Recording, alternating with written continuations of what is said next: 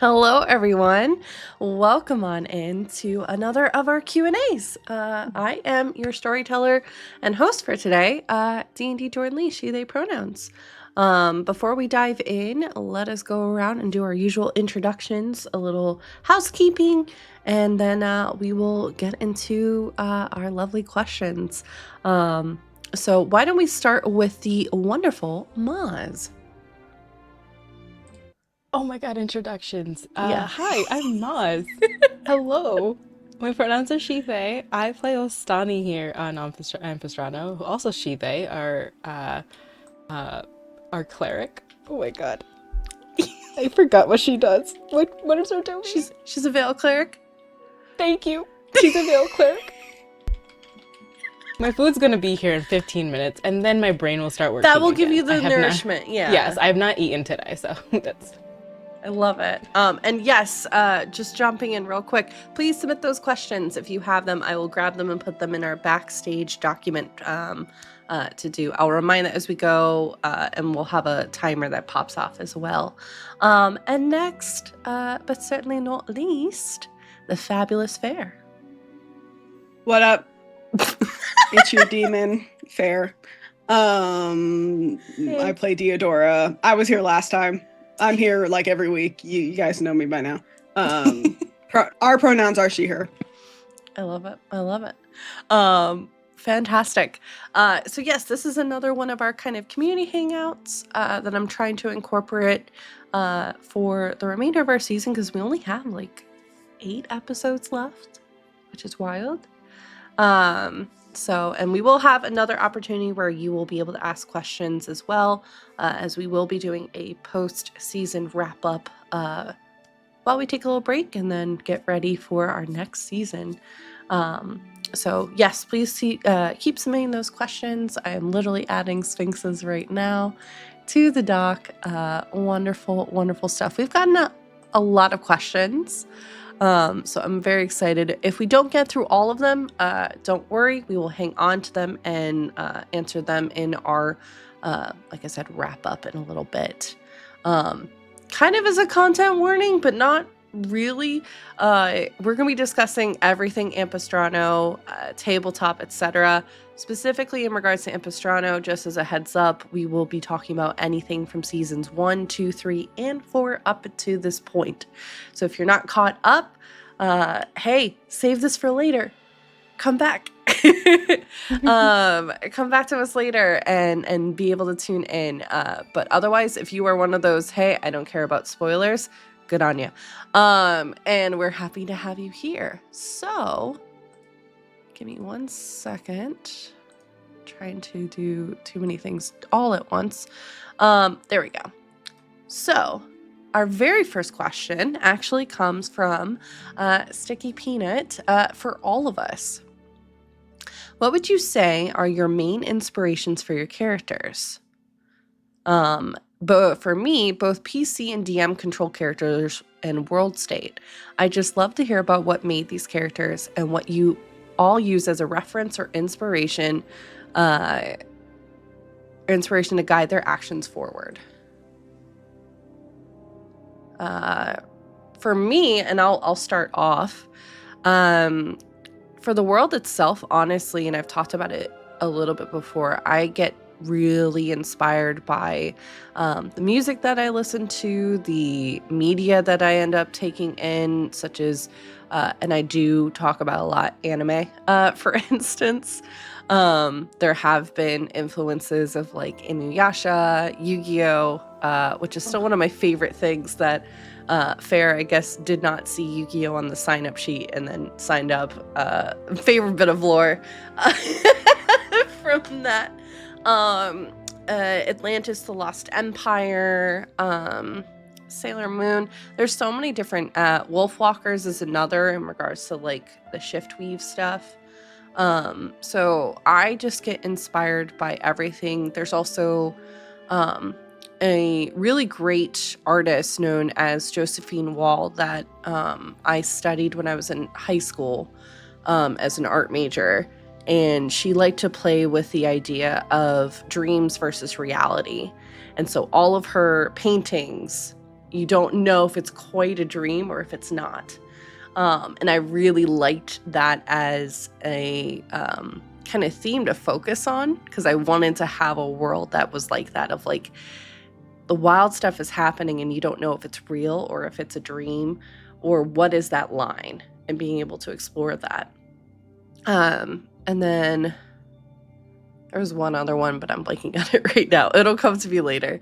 But that largely shapes the world that we live in, as well as like the people that live there, for me at least.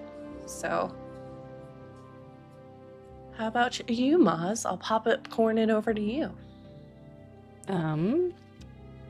Same kind of Thank you very things with Atlantis, the Lost Empire, and what's the thing? Honestly, I was watching a lot of Ampistrano and being like, if I could be in this world, where would I be? And the biggest influences,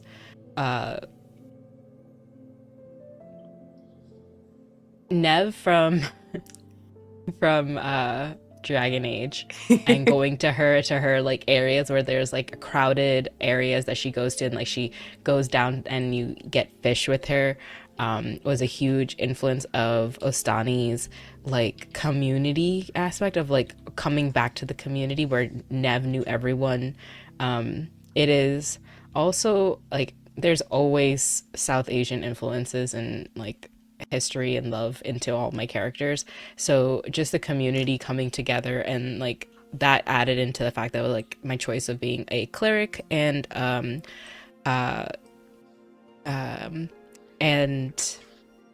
fishing community, and people who may not be all centaurs, but like they are like together in this area together and growing together and helping each other. When it comes to media, Nineveh from The Wheel of Time was a big one. She was a healer that was working in a smaller area, and then she found out that like she has such big like amounts of power that she had to join the like larger magical society of all femmes. And she was kind of stubborn and reluctant to, because of the structure and the ideals, but there was a reason why she joined, and that's kind of how I believe Ostani would follow. They started as a doctor, very scientific, very methodical, very like, these are the symptoms, these are how I can help it, and how they can come together, like how they align with my god, Rory, there we go. My god, my brain is gone.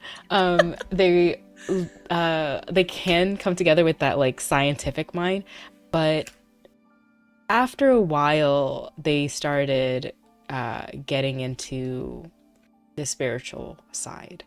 So that's where I was like thinking, like, if I like when I first watched Ampistrano and like was part of it, I was like, where would I be?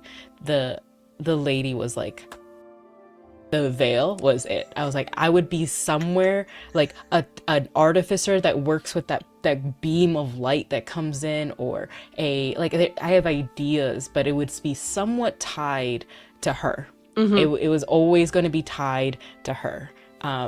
And yeah, the inspirations for all of those little things came in, and then I added into like the centaur like side of like, what would Ostani be covered in? It would just not be like spiritual stuff, but like the colors and like fabrics of the veil.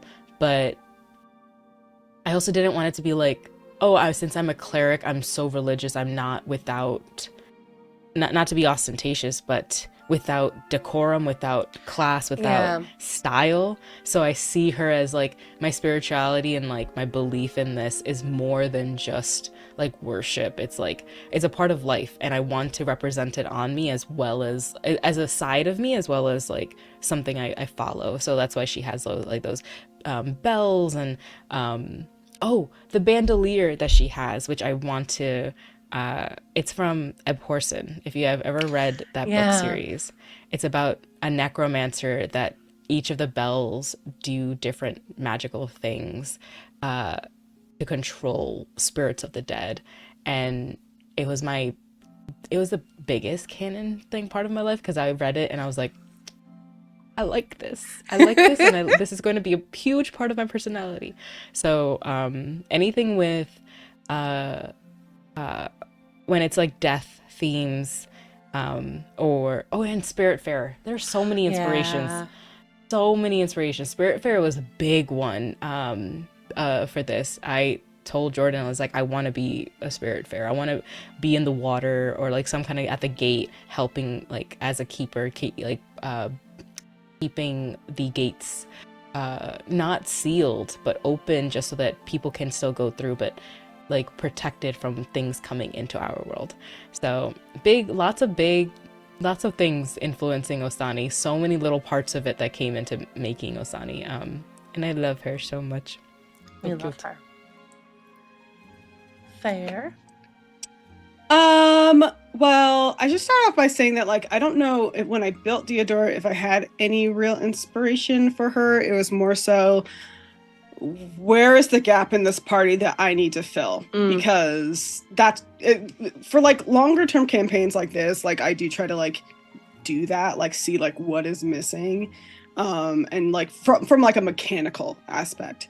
So like I initially wanted to be a druid, but then somebody else was playing a druid and I was like, okay, well, we don't need 2 fucking druids in this party. So I'll just like, I've always wanted to play a battle master.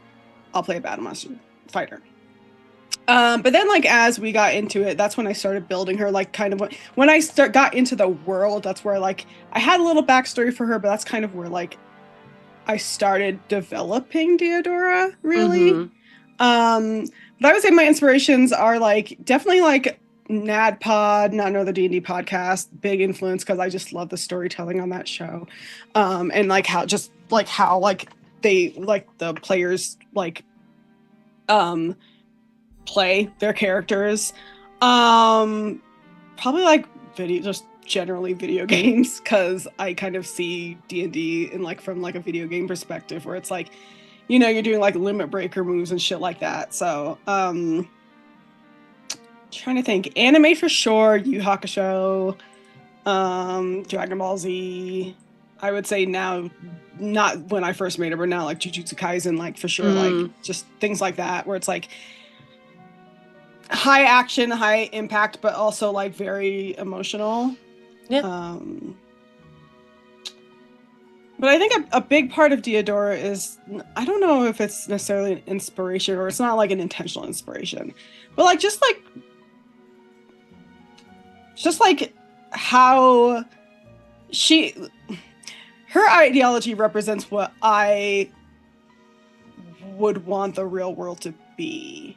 Yeah. And she comes from that mindset of being like, and I think like Mozz, like Astani's kind of the same way, where it's like they both come from like similar communities where it's like everybody's helping everybody, like nobody goes without, things like that. And it's one of those things where it's like, it's what I feel very deeply, like how community should be and how society should just be in general, because like we're all forced to live on this fucking planet together, so why would we not work together to make sure it's fine? And yes, there'll be conflict, but like it don't gotta be what it is now, you know, right. Like, you know. I mentioned it last week too, but like I think a little bits of like scandal in so much like, again, wanting to like tell a story, wanting to tell a scenario, something that happened in real life, but give it like a good ending instead of like what it actually was. Yeah. So yeah, I like those are kind of like, I think just generally where my inspiration comes from.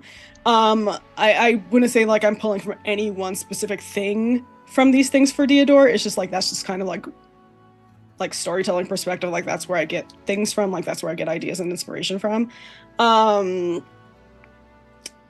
Diodora is still like a person that I don't even know what's going to come out of her mouth half the time. Like, so, which is the same for like all of my characters. I don't know how they're going to react. I just sort of like, I make the character, I build the sheet, and then I kind of just let whatever happen, and that's the character. So I don't really go I don't really go into character creation with a lot of thought. Or it's very rare that I do. But yeah, I think that's kind of it. Just like, books that I've read, comics, just like a bunch of just different things where it's like, I really liked the way this story was told, or I really liked what drove this character. But yeah, I think. And just like the idea of just like from like her background, like where she's from, like the idea of just like, again, like kind of like communal living and community living, like I'm sure Mozz and like a lot of other like people of color in chat know, but like a lot of cultures that are like, you live in like a multi-generational household, it's like that's usually like cultures of color, it's a very Western ideology for like people to like move out and go off on their own and shit like that. So I kind of wanted to sort of pull from that too, that idea of like, yeah, you can like be grown and still live like with your family, but it's fucking fine because people do it all the goddamn time. It's just in the Western world we think it's weird for some fucking reason. Yeah, so. I think if I can add on, I think it's been really cool, and I've been very honored that specifically in both of your cases and in April's case as well with Aurea, each of you wanted to bring your own history and experiences into the game to leave a mark on the world. It's been really fascinating for me, and just really, really kind of cool, for lack of a better term, just to be able to pay homage to such wonderful people, but also cultures as well, and to do it in a way that's respectful and not appropriation, etc., which we do sometimes see in the TTRPG space, but handled with that sensitivity. Because I know, Pherin, you and I've had long conversations about what Diodora's living was like before meeting up with everybody. Mozz, you and I, we've talked too at length about similar with like Astani down to and I think this was, I'm not gonna lie, the clue that Astani would be a fashionista, just the amount of intricacies with what she's wearing, and I think that's so important, those little details. I love it. Yeah, it's so good. I'm obsessed with it. That's why I'm like, I need to ask Mozz like what Astani every time you do, I'm now. Like, I'm glad like, you asked. So how is she protecting herself in the rating? You're like, well, actually, and here's a Pinterest board for this specific outfit. Yep. This specific day. When we get back to the tavern, we'll talk about inner, like, inside wear, because again, you're coming inside, you have to change, and Astani got one of those fucking like old Hollywood robes with the feathers on the fucking like the seam or whatever, where it's like flowing, and you can tell like coming down the stairs very dramatically because her husband just died and she doesn't know why. Like that's that. I don't know. I think I described her wearing a robe during one of our taverns. You did. You did. Yeah. You 100% did. You did. Yeah. 100%. Like, yeah. I want to, like, I love that, and I love that you ask. Yeah. But what I really like about like you and like asking that question and you having an answer, it's like I can tell, just especially like just based on your answers, like being Southeast Asian, like there's like a lot of like vibrancy and like the fabrics and the, like just like what they wear, especially like traditional like formal wear. And so I like see that very visually, like just all of like these like soft fabrics wrapping around her, like just wearing like a centaur sari or something, like just very beautiful, and like just like, or like I feel like I'm going to like a Hindu wedding or something, or a Southeast Asian wedding, because I know everyone's going to be just the fucking nines, and like Astani's bringing that all of the time. I feel like Astani, if like social media was a thing in Ampistrano, would be the outfit for the day. Like oh my god, going out. Peak is social media. She has like thousands of likes or millions of likes on TikTok, like no questions, just for her outfits. She doesn't even run it. She just has like she doesn't show herself. It's just constant outfits for the day. Yep. Yeah. But like I just imagined a person who's not an adventurer, who has been part of the temple and now has to do heists And yeah, like, what do you mean we are going quietly? We present ourselves. What do you mean? I have all these bells. But I think that's also a fun way of having like you have disadvantage on like stealth checks. It's the like I have all of these bells. Yep. It's like it looks like They're it's for all such of my rituals, and also Yeah. they're pretty. It's not that Yeah. you're Why would clumsy. you- It's not that you're wearing anything heavy. It's the bells, and I Mhm. love that detail. Yeah. Like the bells too. I really like that. Just that little detail about that. Like that's how like she like calls for the spirits, or even Mhm. like casts spells and whatnot. And like I don't think I've read the book series that she mentioned before, but it's like Mhm. God, I wish I could think of like what it is. Like there is something that I've like that had like a similar vibe where it's like you ring the bell, there's different bells for like performing different things, and I can't think of what it is right now, but like it was very familiar to me in like a very like a nostalgic sort of way. Like I was like, I fucking love this because it's like here's a little bell, it does this, it does that, and it's just like I just loved like just the idea of like it being very like sonorous. Yeah. And like hearing it. So Yeah. One question I I want want to do more of that. Same. I love that. I eat it up when you both do it. I know Sin does it as well, especially now as he's getting more into costume changes with Rory. I love it. I love that stuff so much because I think you get so much from that vibe of the character without them even saying something. It is that aura when they walk into the room. One question I wanted to that Peanuts question actually inspired, and I know Fair and I have talked about this a little bit. Have your characters changed at all in your minds from where we are now to when we first started talking about them?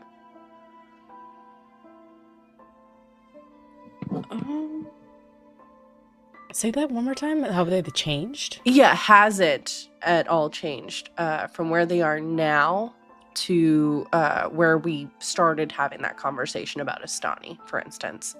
Like whether it be, hey, I pictured them with an accent. They don't have an accent. okay. Things like that. Yeah. I did. Ostani is supposed to have more of the British English, like Indian English, like kind of accent. It is purely because I forget. Because I have to bring in my mom and also my family a little bit in the morning, and it's an actual challenge because you're trying to do like something like, and that's purely it. That's it. So if you see it coming back, it's because I remembered. But other than that, she is exactly how I envisioned it from the beginning.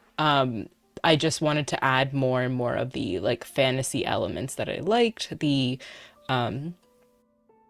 narrative things that you want to add into your character because they're joining into something a little later.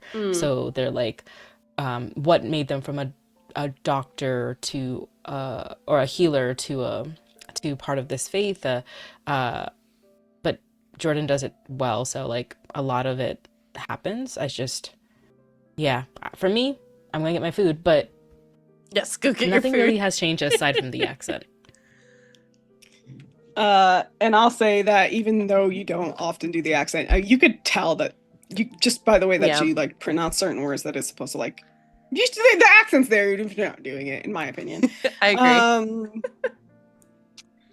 I mean, I had considered giving Deodora an accent, and I did try it in like episode 1. I was like, no, I don't feel like doing this. Like right on the fly, I was like, I'm not fucking doing this. So I do think her voice has changed over the years. Like I don't think it was as gravelly, sort of low, husky as it is now. But like I don't. Again, I didn't build her with any sort of like ideas as to what her personality was going to be like. So it's hard for me to answer this question because like I just vibes. That's how I do all my characters. It's just like whatever comes out of my mouth, that's who they are. So like I don't think I think like just I mean as a person she has changed, obviously, because experiences change you, but like in terms of like how I play her and like what her philosophies are, her ideologies and things like that, like I don't think anything's really changed. Like she's always been very stalwart and sort of set in like what her beliefs are, which is like just like and like sticking up for like people who won't stick up for them, who can't stick up for themselves, and like being like getting mad at authority because they're fucking up so bad. Yeah. That's kind of just been her from like the first episode. So no, I don't really I think she's I mean, maybe Jordan has ideas of like how she's changed, because maybe it's something I don't see or notice, but I think for the most part she's kind of played the same way as day one. So one of the things that and I still think this is one of the smartest decisions you made, and I remember the moment distinctly, and it was in the first session too. Right after I tried that accent. That accent, yeah. I want to say you started talking, and you're like, no. And I was like, you're like, no. It was that, and then I can't fucking read. Yeah, the read. Honestly, I can't read. I thought because we didn't discuss that in our kind of one-on-ones leading up to the series. So like when the question was kind of posed of like, can you read?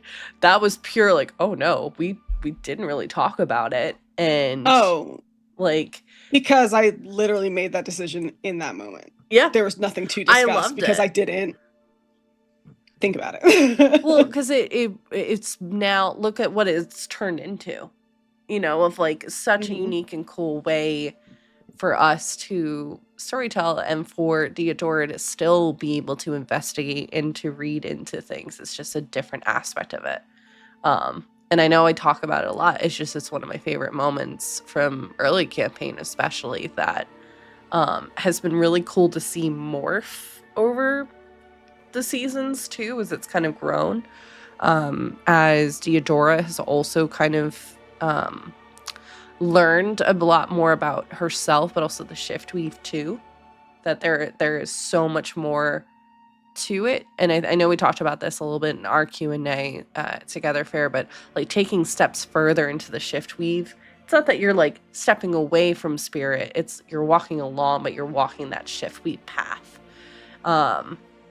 which is just so interesting, you know, to just kind of see. I think one thing I've always talked about, and especially in our kind of post episode kind of wind downs and stuff, is I do really love seeing for Deodora specifically, she can, if you don't know her and you're not on her good side, she can come across as harsh, but she's got such a big heart, and she is actually like very gentle, very caring, but she will fuck you up if you're on her bad list. Like I love that duality with it, because I think it goes against kind of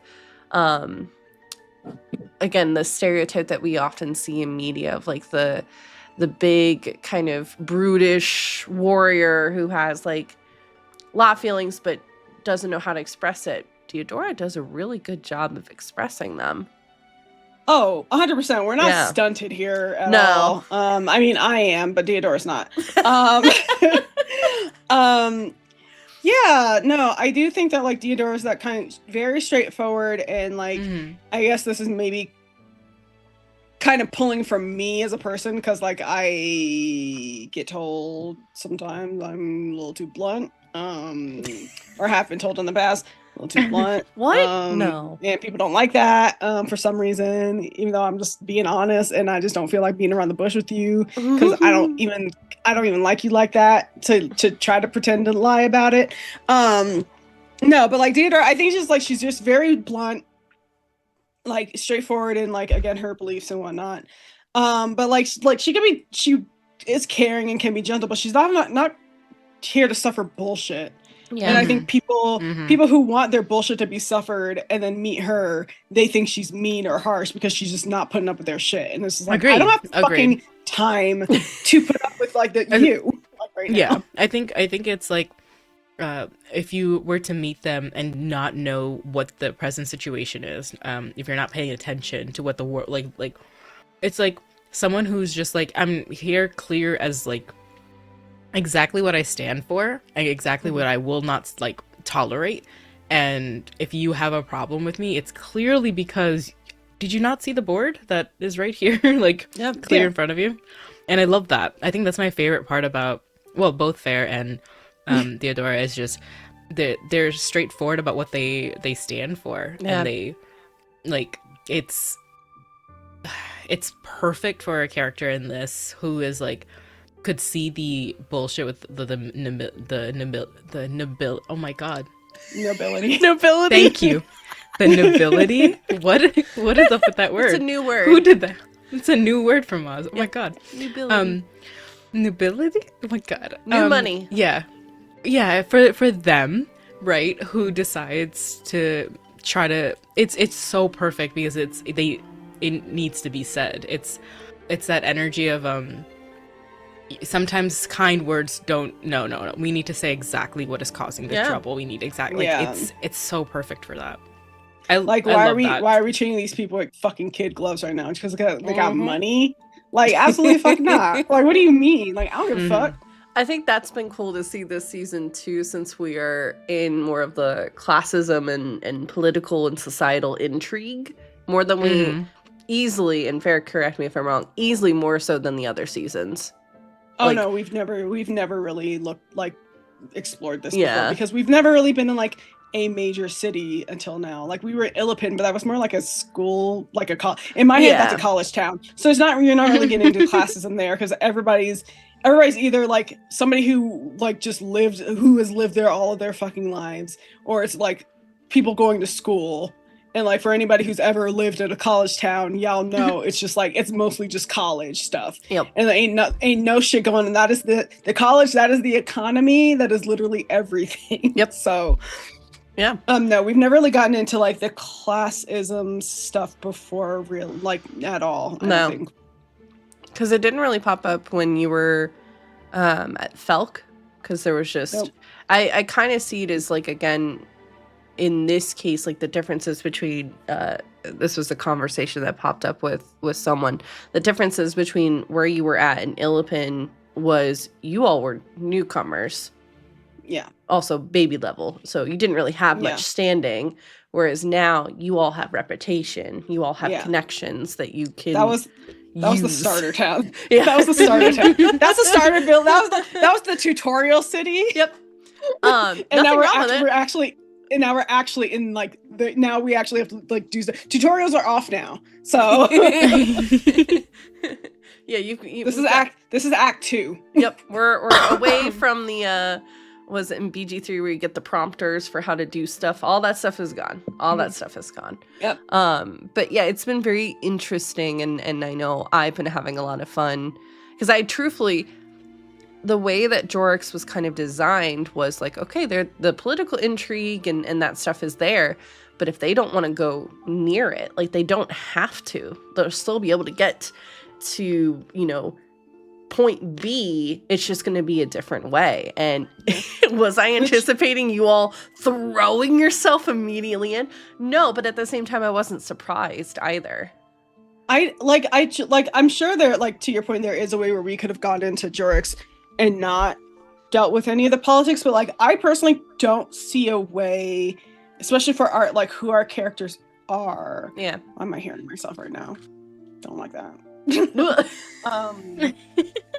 Just like who our characters are, and even before like we met Asani, like just like Rory and Theodora, like it's just like to be involved in what is going on in the city, you have to be involved in the politics. To be involved, to give a shit about like the people in the Strand or like the people who are going missing. I don't see any way where you can divorce politics from that, because it is inherently political and about classism, like it's like what, like the whole thing was when we first got there, it's like, well, these noble people went missing, and like the crown guards are really looking into that, but nobody's looking for Aerie, who also went missing around the same time Yeah. because she's poor because she's a servant. Like, what do you mean? Like, nobody's looking. So, like, I don't think that you could tell the story that we're telling without delving into the politics of like the city. Agreed. No, it's as a world builder, it was like, okay, well, what I see they could very possibly go that route, but they might just be like, fuck all of this. I'm just gonna get what I need and get the fuck out. And I never want to force players to like stick to a particular quest line if they're not interested in. So it was more so of like looking at the whole picture, hoping they'll do, the political societal intrigue, because I think that stuff is interesting. Especially since we've talked about it. There's a lot of similarities to what's going on today happening in Ampistrano. And at least in Ampistrano, we can do something a bit more,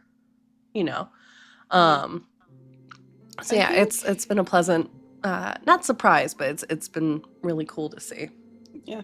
I think too, like, I mean, just our reason for being in Jorks in the first place, like one of the major reasons was because people were going missing, because we heard that people were going missing. And that like some of it was like noble people from noble families or whatever. So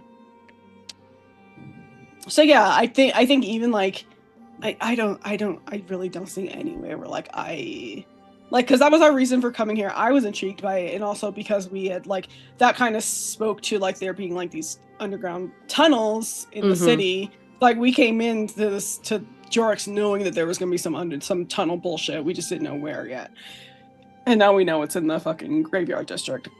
Yeah. Excuse me. But like yeah, even like just getting like that thread for this plot was political. Yeah. So yeah, I just like I just don't like, I'm sure that, and again, to your point, like we could have just ignored it, but like I just don't see how we could have. Sure. Especially like me as a person, but also Theodora as a character. I don't see how she just looks past all of this at all. Yeah. Yeah, that's understandable. All right. Thank you, Peanut, because that led to a bunch of awesome questions with that one. Please keep submitting them if you have them. This question is for Mozz and Pherin. How did Astani feel being the newer person to join with all of this mysterious work with souls happening? Is there an added pressure for her to prove herself? For Pherin, was Theodora hesitant to have someone new to trust in?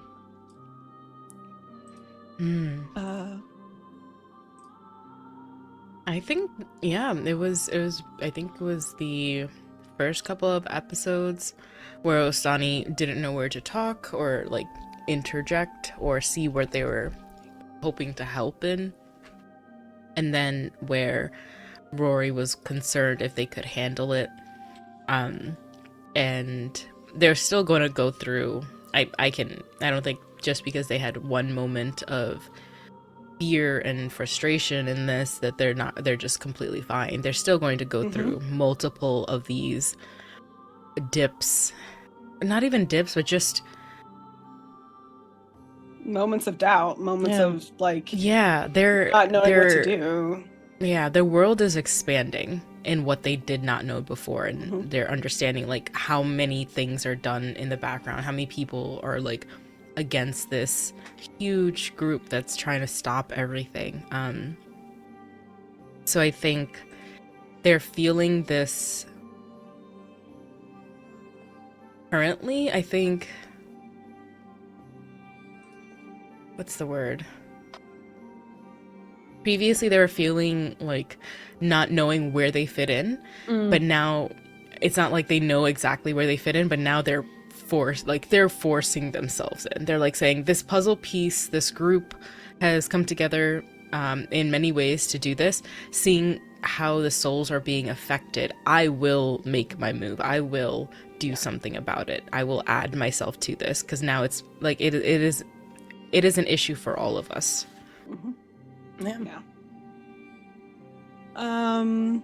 Or did you have anything else to add? I don't want to interrupt. No, I think I got everything. And definitely there's added pressure to prove herself. I just saw that. Yeah, there's that but like a good pressure, like as anyone would feel joining in on a group later on. Yeah. As for Deodora, yes, there was hesitancy in Astani joining the group, but not because of like a lack of trust or belief that Astani could handle it. Because I think Deodora just kind of knew, like off the bat, Astani could handle it, and also like wouldn't have been called in by Tyneal if like they were not capable of like helping, you know, and looking into this stuff. I think for Deodora, the hesitancy was she had just like she's already lost a lot of people, either from them like being like drawn into like this plot and being killed from it, or like people just leaving the party, and she didn't want somebody to unfortunately Deodora now has slight abandonment issues, and so she didn't want to like get attached to another person only for them to leave. So that was where her hesitancy was. Yeah. I mean, I think that's understandable, because you said goodbye to the previous group in game, at least, and then within 24 hours or 48 hours you met Astani. So yeah, you know, so it was like not like anybody, like not wanting to put trust in Astani, because I think I don't think Deodora trusts easily, in that like she just sorry. No, you're fine. I wasn't even laughing at that. It just happened at the same time. Deodora isn't like, she's not like trusting in so much as like she thinks that like everybody has everybody has good intentions, and we just have to give people a chance. Because no, she don't think that way. I don't think that way. Everybody knows I don't think that way. But Deodora doesn't think that way. But again, it was one of those things where it's like, okay, here's Astani. Like, here are their credentials. Tyneal has trust in them. I have trust in Tyneal. Tyneal has a good sense of judgment about people, because he don't put up with the bullshit either. Even though he has to play the game, he doesn't put up with the bullshit. Mm-hmm. So it wasn't like I can't trust this person. It was more so like I don't want this person to get hurt because of me. Yeah. And I don't want this person to leave because maybe I did something wrong. That was where her hesitancy came from. It's been interesting to chime in about our other castmate, Rory, stepping even further almost into like a bodyguard position of like trying to make sure that both he as well as Deodora's kind of feelings are safe, with like just being so not doubtful but unsure, I would say, of Astani and their abilities, and just wanting to just give approach things with like kitty gloves with Astani. It's been very interesting to and the conversations that have popped up between you and Rory about like Deodora being just like, you better leave her the fuck alone. Like, she's fine. she can have a cry. What are you talking about? Like, we have all had moments. Like, she's gonna step up, because if she's gonna run away, she would have done it already. Like, like, it's gonna be fine. Just you're creating so much extra work and concern that if doesn't if she was gonna run away, she would just, she would have written a very formal letter saying, I will be at the temple until I have handled myself. Also, we would know if she was running away because she has so many bells on her, we just keep them dangling, like ding, ding, ding, ding, like just as she like runs away. Like, she's her 6 different packed bags will be like having. Don't worry, I'll send my attendants in to. Yeah, a giant half horse person. You think we're not gonna notice she's gone? Like, they got a whole arrangement of bells, much like the Hunchback of Notre Dame. Just like so. Yeah. Oh, go ahead. I think I love that though. I wanted to say, because when a new person comes in, it rarely gets that moment of, in campaigns, of like, we have to immediately be like friends, or we have to immediately connect, or we have a mission, so same motivation, so we're there. And it's like, it does move it forward, but it moves what forward? It moves only like the full narrative. But we like the fact that like Rory was kind of doing the gloves and like Theodora was like, no, she's can handle this. Showed this like showed so much more of what is I can't remember. It was perfect. It was exactly what I wanted. I did not expect any of them to get attached or anything. Like I think the idea with or like quickly like Ostani is formal. Like if we remember the staff meeting, they're not going to interject. They're not going to hey, ask. You need to ask Mm-hmm. me. Yeah. Exactly. So makes me laugh. So makes me laugh. And they're this hardworking like keeper who who couldn't like their friend was the one who gained all the accolades and the rankings and things. They're so formal when Tiny will message them, they're like, oh, this is very important, I need to be here, I need to do something. Everything is so formal to them because they have lived in this like structure, this hierarchy, this like even when the younger students of the temple are running around, she's like, you need to be careful, you can't, and so she'll help them out, but she's still practiced, everything's practiced. And so when there was this like, are you sure you could handle this, it was great because it's like they probably could, they have probably done so many things that could handle this, but this is so much like it made the situation, the gravity of that situation so real. Because it's not just, oh, we got a new group or a new person, it's someone that like had kind of also their own person missing, but like it just made everything like, okay, this is serious, you don't walk away from this too easily. I think for me as both a storyteller but also as someone who has been watching this story play out so closely, to me it made the whole thing more believable because I agree with you, Mozz. I think in a lot of cases where someone new comes into the situation, most of the time, at least from what I've seen, the group pairs up and there's no conflict really, and then they just move on. And to me, like, that's great. And I'm sure, I mean, much like a lot of friendships and stuff like that, I am sure that happens. But storytelling wise, I find that boring. I find that so boring. And to me, it's not as believable because, especially in something that is high stakes, where you have to depend on someone. For instance, what comes to mind is in the interlude with Astani, right? With Keeper Reyna was, trying to keep this beast back. You were on her left, and the other person, who I'm blanking on her name right now, I know it starts with a D, was not on her right. Mm-hmm. Oh, you have to be able to count on who is in your corner. The one who disappeared. Yes, the one who disappeared. And that the hierarchy is still there. So it starts with a D, right? Dick Whistle. Sure. The hierarchy is still there, right? You have Keeper and then the Watchers and then the Fledglings behind. But there has to be that trust. Yeah. Right? Like, and that I think is the line of an adventurer too that I was excited to kind of see pop up of like, hey, we think they're great. We like their personality, but do they have enough experience on their resume to kind of back it up? It's like, we're not going to test them because that's bullshit fraternity. Like, we don't do hazing, but this situation is going to test them. Yeah.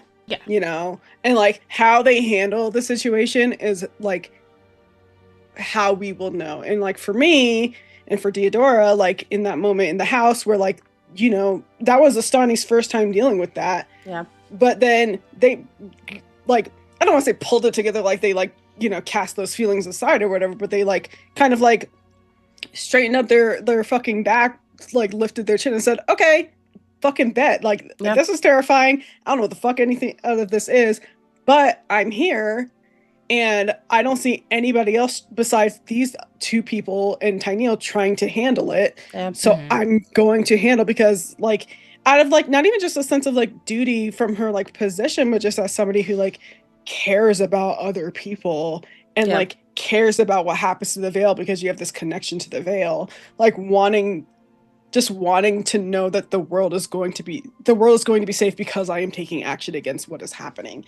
So Yeah. like that for me, like for Diodora was like they're fine. Like they're having this moment, but like literally all of us had a moment where we didn't know what the fuck was going on, and we cannot judge Astani by this one moment of being scared because Yeah. we've all been scared. Like it's like Mhm. I understand like we're literally asking them to sort of like jump into the deep end, and none of us even know how deep it actually fucking is. Yeah. Like you Yeah. know.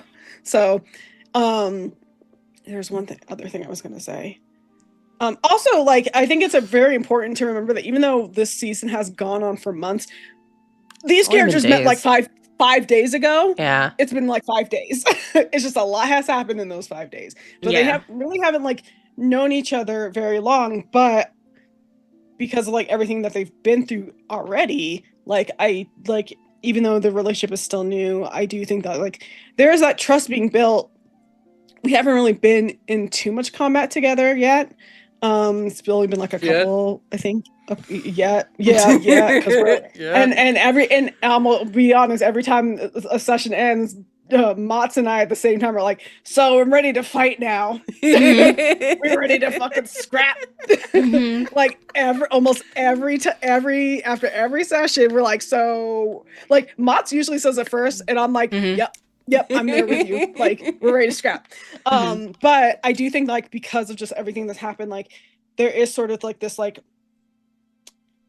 there's no choice. Not that like there would be like we would choose not to, but like because of everything going on, there's kind of no choice but to bond because like we have to be able to trust each other Yeah. and to rely on each other and like make sure like we all have each other's like are checking each other's sixes.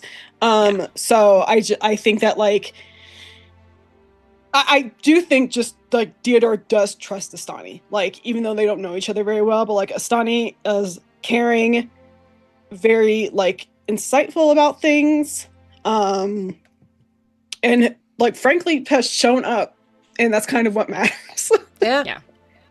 I agree. Wonderful. Speaking of Astani, Maz, what has been something that Astani has learned about herself during their travel so far?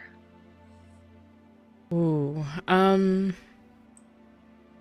I think the movement of like going from a healer who's trying to go at get all the symptoms, and then trying to accept death as not a failure of a healer, but a natural process, and walking into like this world of being a grave cleric, like a veil cleric, and like walking with the spirits and working with them and understanding that the creatures that are coming through the gates are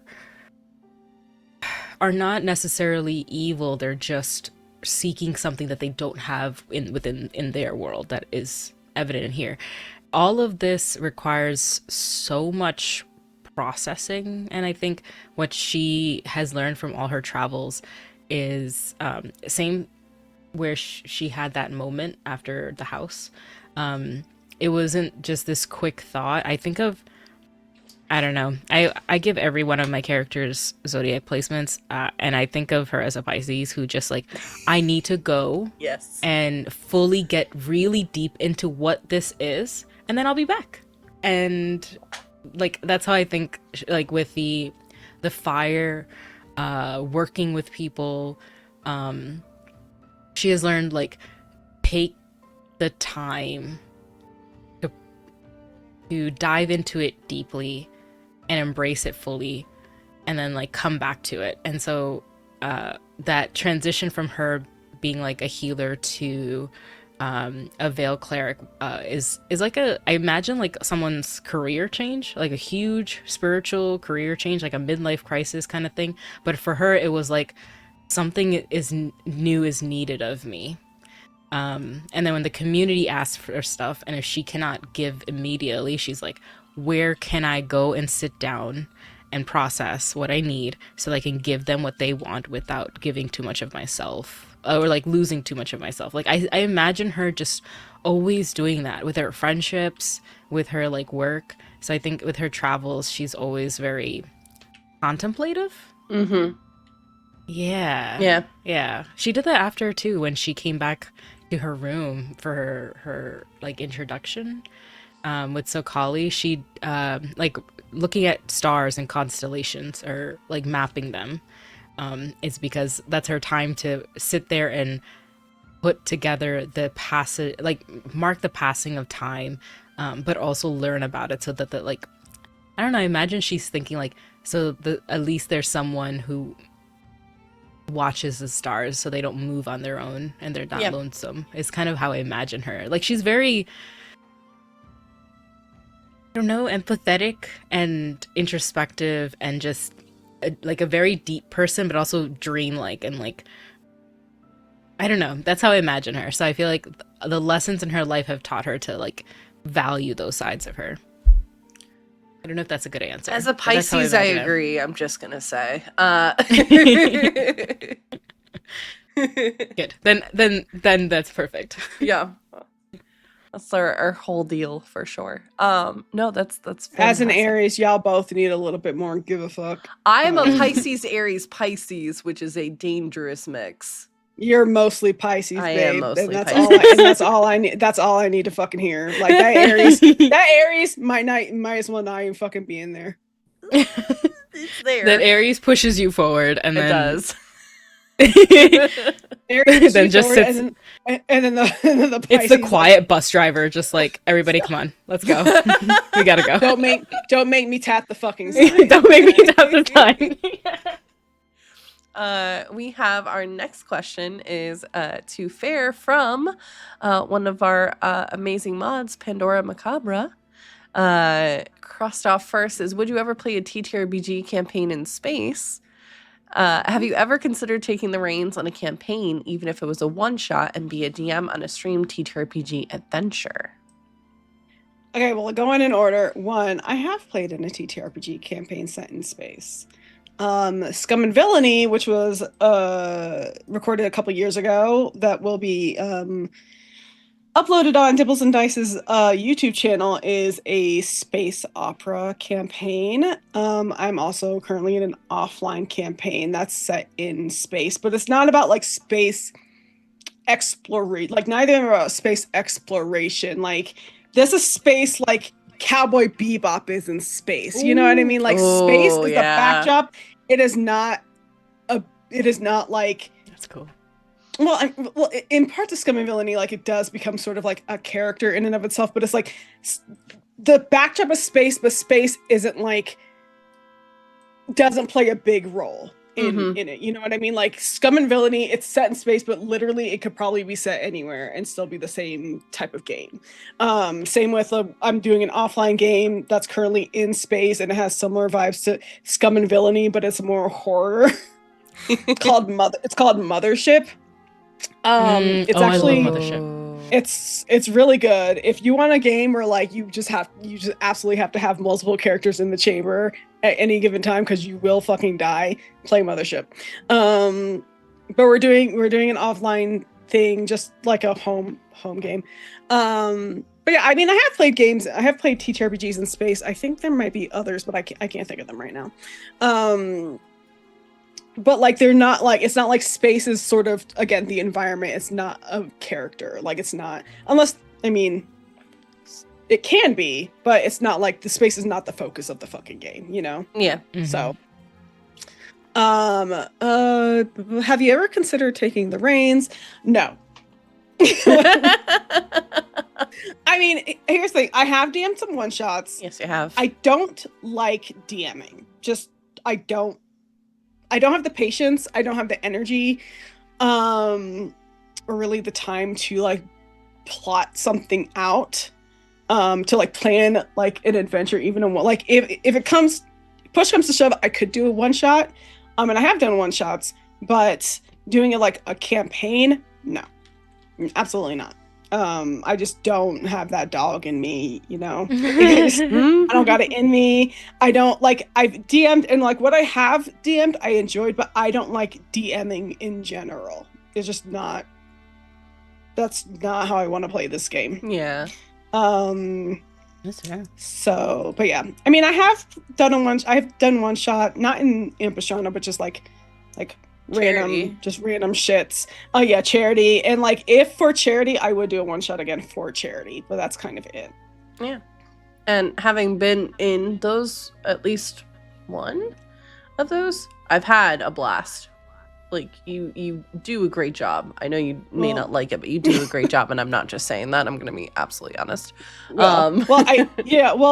know, my Jordan as my player is saying that because I don't give a damn about the rules. I'm like, as long as it makes sense and it sounds cool, fucking go for it. Oh, yeah, yes. You are all level 20 anyway, and I don't care. I made you level 20 so you can one shot DM near everything. Fucking go for it.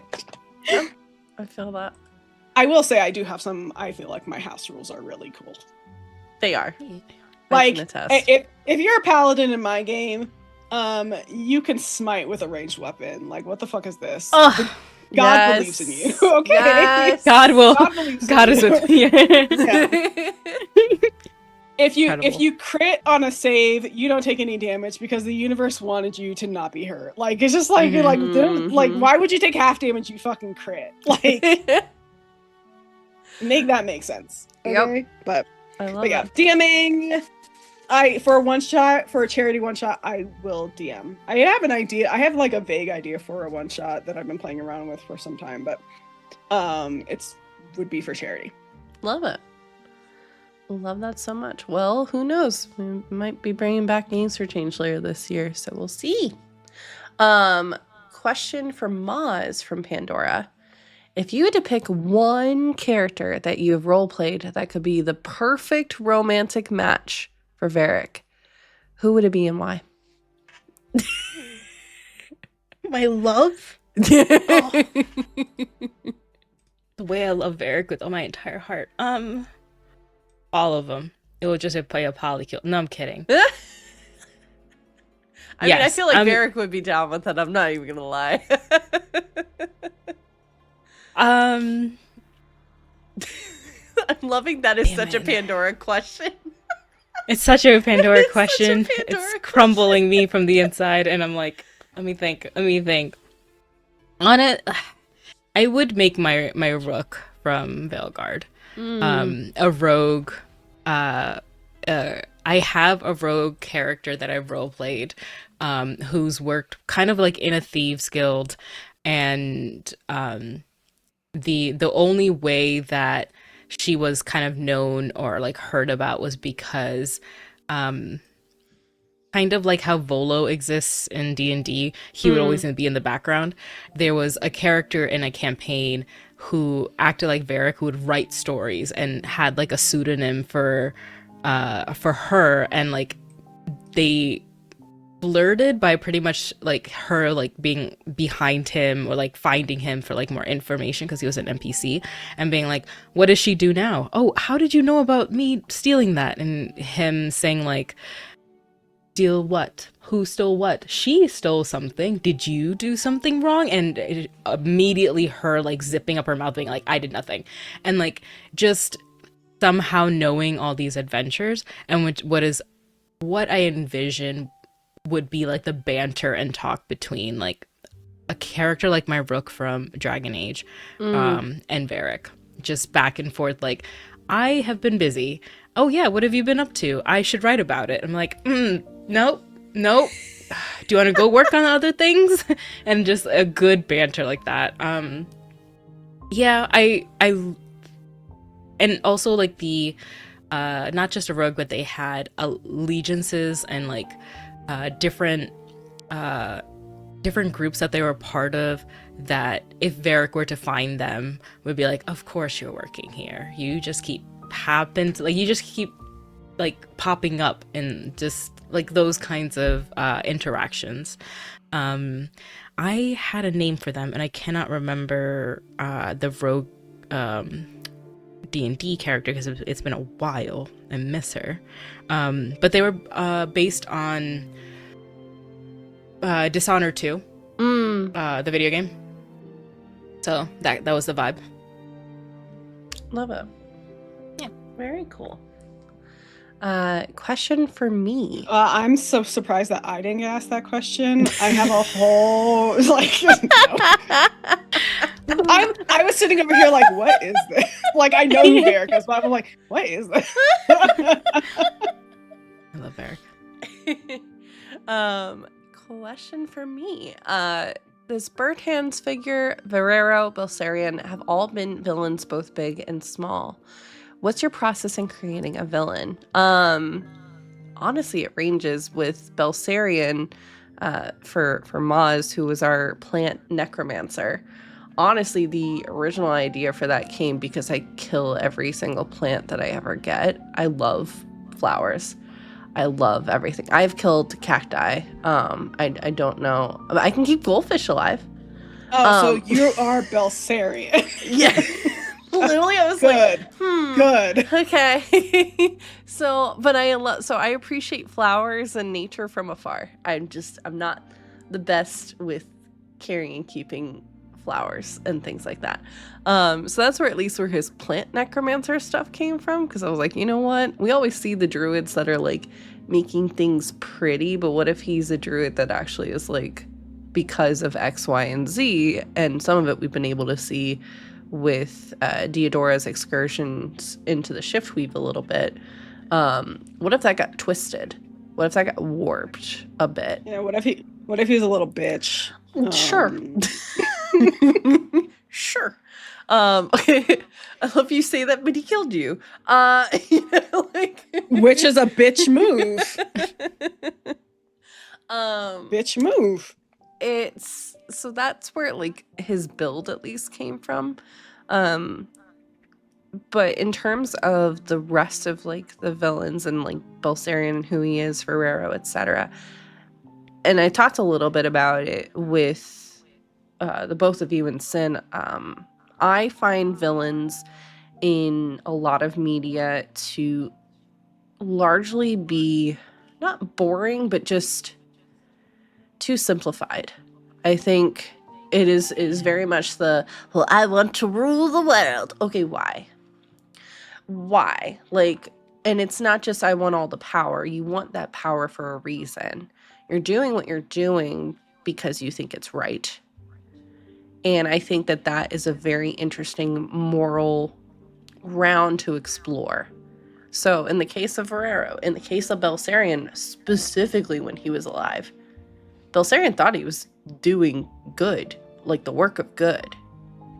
And you'll find out more in those journals that you have of where that got twisted perhaps along the way. The Burned Hands man thinks he is doing good. He thinks he is healing. He doesn't think and see the world as harming. And I think that is such a dangerous mindset, for one. But it's also just such an intriguing aspect. That's the whole thing with the Ouroboros Society too.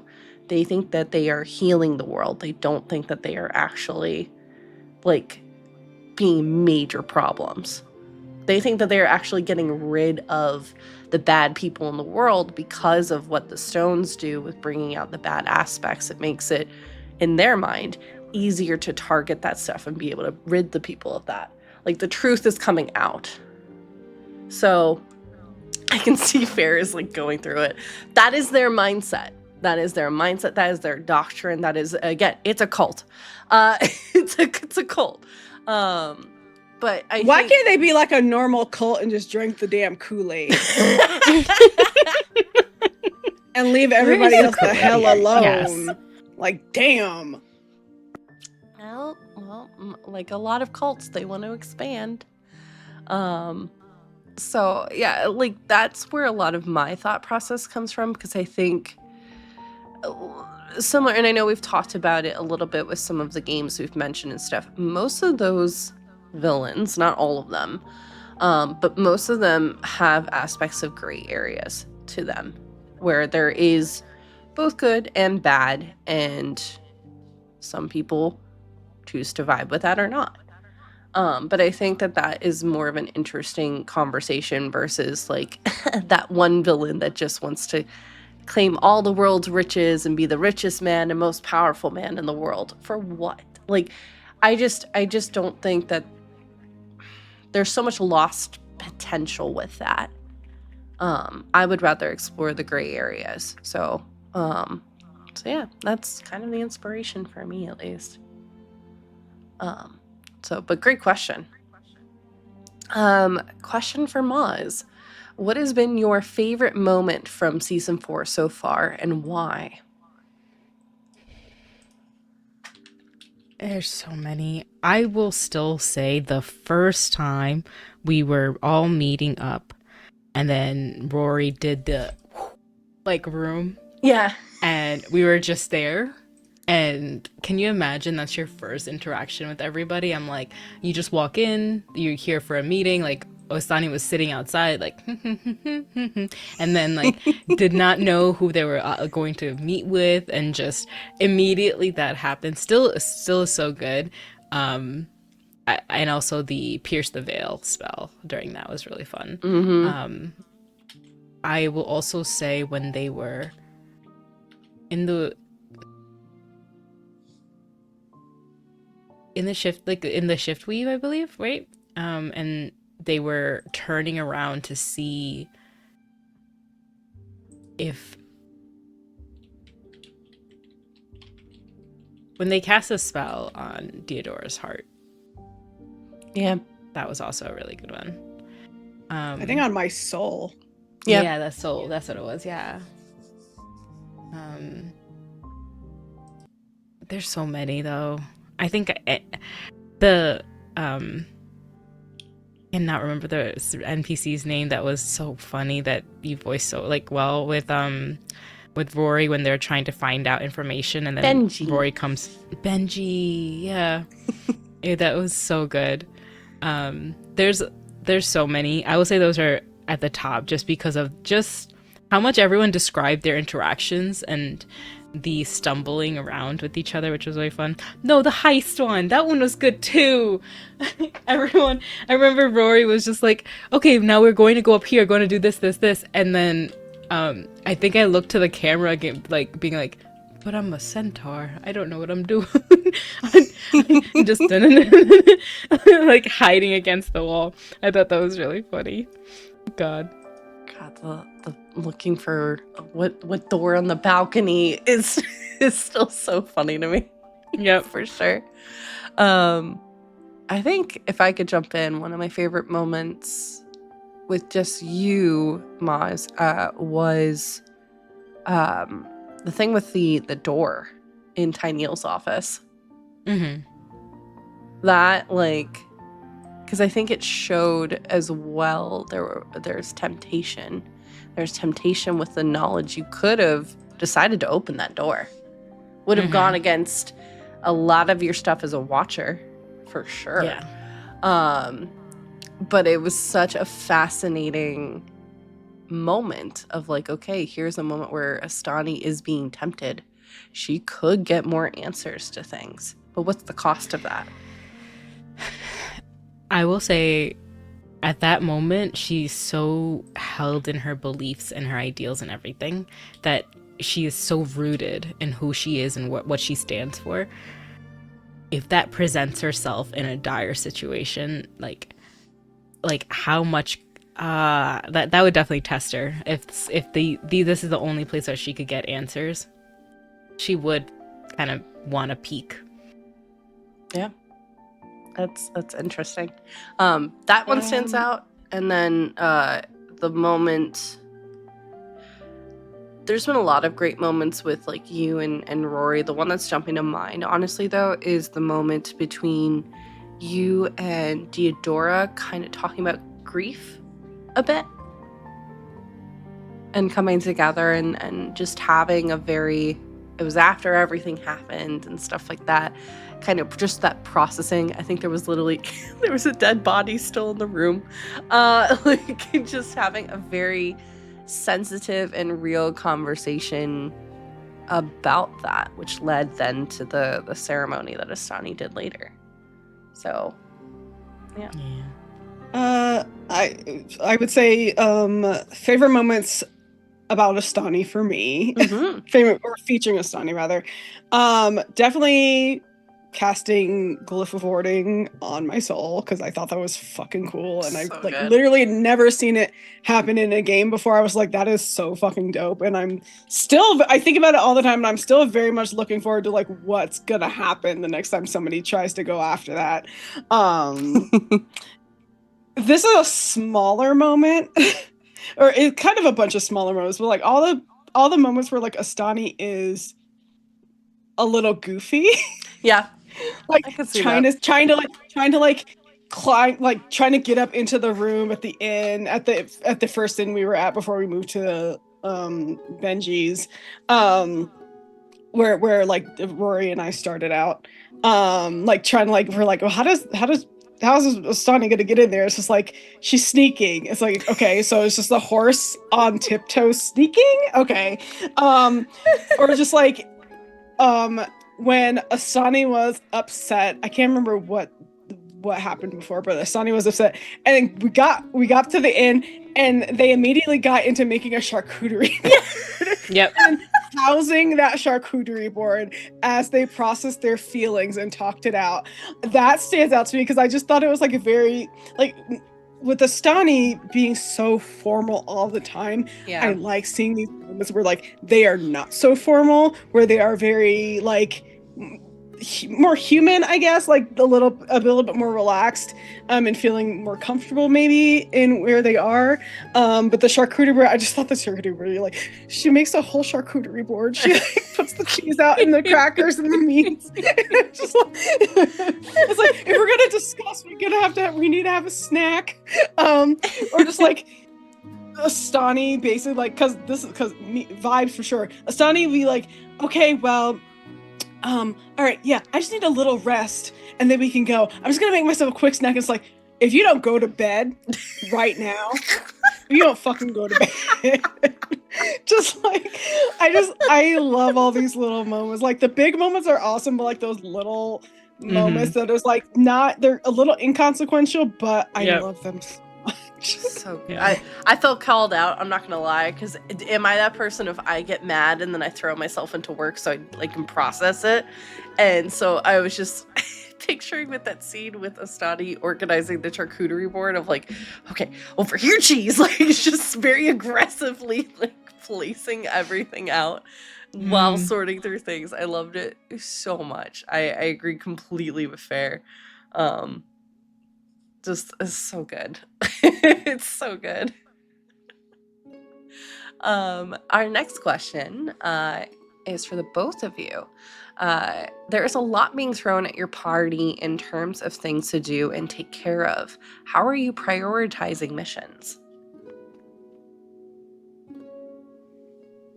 I think for Diodora, it's very much like what is the most pressing thing right now? Like, what is actually on a timer right now? And like, I think a lot of these things too, like, is like, she thinks that, but at the same time, she knows that like a lot of these different missions are all related to one another. So like resolving one will help them get, if not resolve another, at least get them closer to resolving another.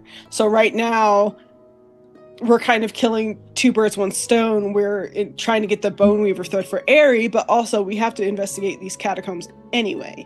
So it's a matter of like, just like, what is the more pressing, like, and also like, what is it that I can actually do right now? Like, I can't chase a fucking blood bead. I don't even know where the fuck it went. I can't look into that right now because I don't know anything about that. So this is something like, I can't go after Verero because like, even though Diodora would love just kicking the door, waving the 4-4 as Biggie said, she can't do that. She knows she can't do that because that would just cause more problems, right? So what can we do right now? We can get the Bone Weaver thread and we can investigate what the fuck's going on in these catacombs. And that will at least get us some answers that we need to help fix whatever the next problem is.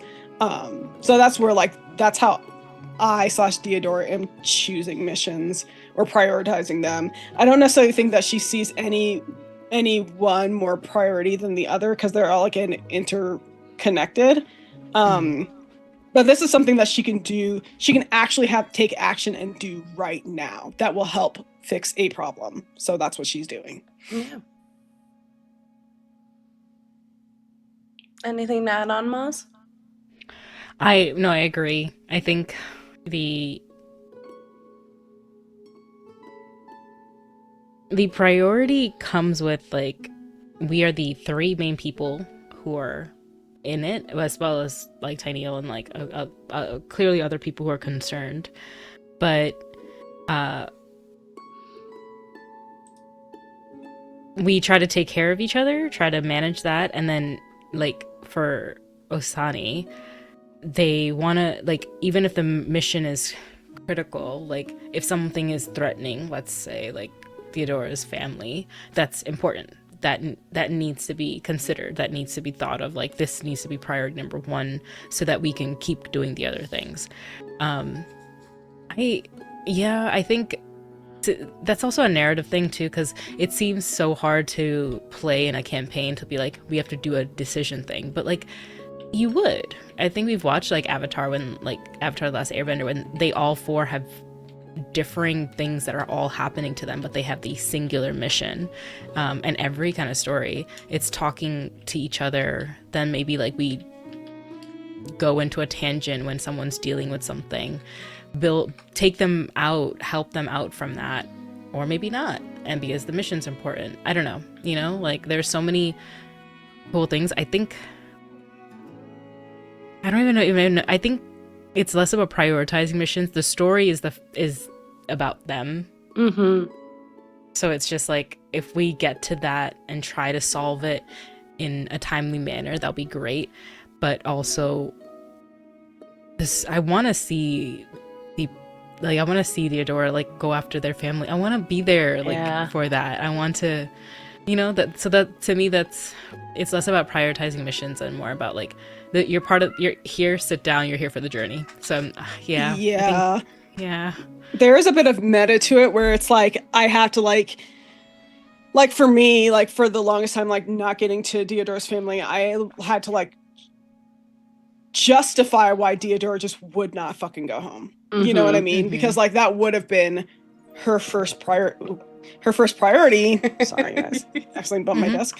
But for like narrative purposes, like it could be interesting, but also it's a slight derailment from what's going on, and it would be a bit of a tonal shift in some ways. So it's just like I can't like and for me, it's like Deodora would probably go straight home, but there's the other things, and the last thing that she would also do is leave like her companions to look into something by themselves, not like knowing that there is danger around. So it's like it was just one of those things where it's like I had to like sort of weigh it out and just decide like, okay, Deodora's just not gonna go home now, like she's not gonna go see her family. But that's a big thing. Like, and I will say it wouldn't have been a tangent for me. It would have been like, I could imagine them fully being like, I'm going, and then we go do something, and then like Osani being like, I know that this is important, but I have gotten accustomed to being being one of the like the triangles of this combat, and like Deodora being at the front, and knowing that she's not like doesn't have someone to help. I'm going, and then like Rory, you have to come. Like we're going, right? We're going. Like so, it's and it totally makes sense, and I cannot wait to see what like that choice does, and like, you know, so yeah. I think it's like, I guess it's less of like a narrative tangent and more so like we like just how it didn't feel like a natural. It never came up as being like kind of a natural pivot for me, especially with just who Deodora is as a person. So it's like she's not like, she wants to go home desperately, and like there are some instances like she would have just left. Like seeing the dot bodies in the mausoleum, she rightfully should have gone looking for her family, but just because of like how things play out, sometimes it just doesn't come up in a way that feels natural. Yeah. Mhm. So I I feel like a lot of people probably can relate to this, like not wanting to eat up so much space and time Yeah. in a scene. So it's just That's like so one of those things fair. where it's like, I don't want this to be the Diodora show, even though like there Right. has been like some like a kind of a bit more heavy focus on Diodora in this season, just because of like just where the story is. But like I like always want to make sure that like people at the table are also getting spotlighted, and I know Jordan as a DM is the same way. So it's just like one of those things where it's like I start feeling a little self-conscious. I'm like, okay, we don't have to do this right now, you know, like. No, And like it's Mhm. something I'm fighting with as well. So, like, I think a lot of great players at the table fight with that because they don't want to take up space for it. Yeah. But just know, I want it for myself. It's gonna To happen. see. Okay, good to know. So like, That's what I will so say. like, if you're like taking up space and you just need to, I'll be like, go please, Yeah. for me, It's- because it's I so- want it. It's so funny that like we always push each other to do that, because like in Mhm. like the Monster Within, the Philly by Night campaign that I'm in, like there have been like scenes where it's like none of us except for like one person, like it's like Stimples and like Vin, for example, it's just them, just those two for 45 minutes, and I'm over here watching it like it's a fucking soap opera because it's funny to me. I'm like, keep going, please. I can just sit here and watch this the whole fucking time. This is fine. You do not need to pivot back to me ever at all. But then when it's like Mhm. my turn to like sort of be in the spot, I'm like, I'm done talking now. Like, so I don't know. It's just like one of those things where it's just like you get a little self-conscious, but also like just like not feeling natural based on like how Diodora is as a person and just Mhm. everything going on. Like I think like ultimately her going home would have brought danger, and so she's not going to. Yeah. But I think Yeah. Jordan did throw me a bone. We're having like her Diodora go into like that trance and Yep. like talk to her brother that way, and that for Diodora was like it helped. Like it's not Yeah. which like she definitely wants like that physical face-to-face contact, like to like and to like hug him, but being able to communicate with him and knowing that it's like actually him, and like, you know, that kind of allayed some of her fears a little bit. So just as long as she can like have communication with him like uncorrupted, she'll be all right. She'll be all right as long as he like is also healing and shit, you know. Yeah. Because she will just unfortunately she will destroy the city if something bad happens to her brother. So that is like her touchstone. So I think too, with that whole moment happening, it presented a really interesting duality again between all three of you, with Astani being brought here by not only loyalty to like the cause and stuff like that, but having that duty that's been given to her from the Veil itself, but also Keeper Reyna. You have Diodora, who was put on this mission in the first place because the Lady of the Veil first asked, and then it exploded into everything else that's kind of been happening. And then Tyneal asking for help with a thing.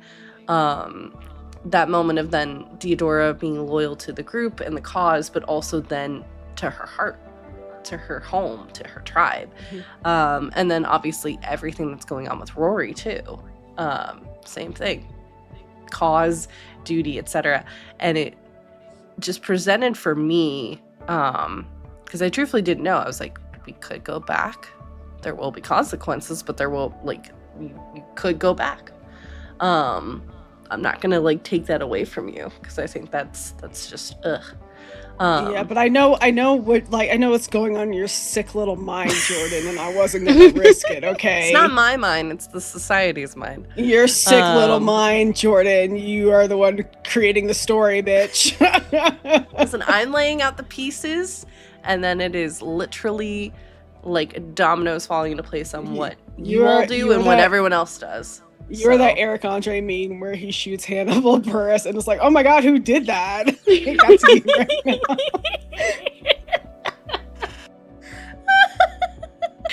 Can somebody make that? Off topic, 'Cause I that's did so make good. that for my boss the other day because she was talking about going to all hands meetings. I'm like, they're not mandatory, right? And she's like, yeah, but I'm going. So I'm like, so you can't complain about this. And I made that meme. I was like, about her going to all hands meetings at work. It's incredible.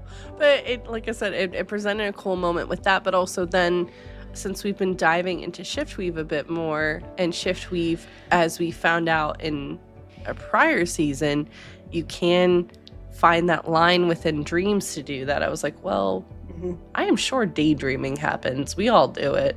Or even if you just dissociate for like 5 seconds, where do you go when that happens? Like, I think that's a really interesting concept, especially if you're neurospicy, to kind of explore. So I was like, here, this is the perfect way we can get that interesting thing and get that connection between Deodora and her brother and the tribe, and it not feel like out of place and like I'm just doing this to sate Deodora in terms of narratively. Everything had to kind of line up the way that it did, otherwise it wouldn't have worked. Yeah. So, yeah. But also, I mean, peek behind the screen.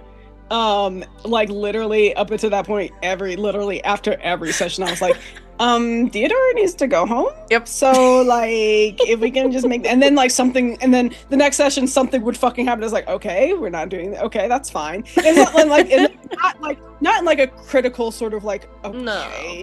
do what I want you to do. But it's just like, like, unfortunately, you're an adventurer and shit do be happening all the fucking time. I mean, again, we just met Astani like 5 days ago. So like, and already she like they are in the shit with us. So like, it's just kind of like, I think the consequence of like, to Jorda's point, those other parts still moving even when you want them to stop moving. And so you have to like sort of react to that. And yeah, and again, last thing Deodora's do is going to draw any more danger or attention to her tribe. So she's just like, okay, I guess I'll stay away because I know I'm being followed. So Yeah. What sense would it make for me to go there to see if they're safe if I'm just going to be bringing danger there? Yeah, it's a tough line. Like I said, I was very curious of what Deodora and you would do with that. Yeah. Agreed. Cool. I think we'll answer this next question and then we'll check in on how everyone's feeling. We are getting to our final questions unless anybody else submits any more. But Sleazy came through. Hold up. I can always count on Sleazy. Nice. Sleazy is a mic. Yeah. Okay, I feel called out, and I was supposed to be the one being called out right now. Okay. Question for Mozz and Jordan. I'm a DM looking to expand into homebrew and getting people involved. How do I go about introducing peers to my homebrew world and excited about it? So I think this is a nod to your Mushroom Kingdom Game of Thrones homebrew that you've been working on as well, Mozz. I don't know if you want to start. Yeah. Getting people involved, it depends on what you're trying to do. I think it's always so much fun to get into a homebrew world when you can see yourself in it. And if you're building something all on your own, it's hard to do that, right? So the Mushroom Kingdom, even though a lot of it is mine and me just meticulously writing stuff, getting people more excited about how to get started into, I'd say if you have an idea, get started. Don't think about the details. You really also don't need to be like me and have the entire world map, religions, what the water temperature would be like at a coast, because I know this next to House Corral would be cold, and I like, you don't need all that. You and I are the same. Yeah, like I love the details because I used to be that kid that would read the fantasy books and like get the maps, and I had, what was that, how do you pronounce this book? Is it Aragon or Aragon? I can never remember. Aragon. That map, I had that map, and I would map wherever they go. So like, find where you enjoy to start the homebrew, whether it's the story writing, how the world started, or the mechanics of it. How does magic work in this world? And like, what kind, if you were to build a character in this world and it's D&D, where would their magic come from? Is it primal magic, divine magic, stuff like that, and get into those fun things, and invite people to build with you, and keep like a set of, if you want to, like, I do themes with my Mushroom Kingdom where I'm like, these are great, I know where you're pulling this in from, but if it's too away from this theme, it might not fit in this world. But so I'll say like, it's Game of Thrones political drama, Mushroom Kingdom, think the variety of mushrooms, the there is like a major religion, but if you have an idea for a house or a thing, like let's like work on this. So like that helped us to really fine tune the world, because it's so specific. It's a low magic world. It has a certain thing about it, right? Or what's it called? World consistency. Yeah. I don't know. But yeah, invite people to world build with you. I do world building sessions with friends where we work on our respective worlds together, and then we talk about it for a little bit so that we get to be all excited about what we're working on. And then if people have ideas, like, it's a collaboration. So I'd be like, oh, this is from this person, this is from this person. And those ideas can transform too. It doesn't necessarily have to like stay in one position.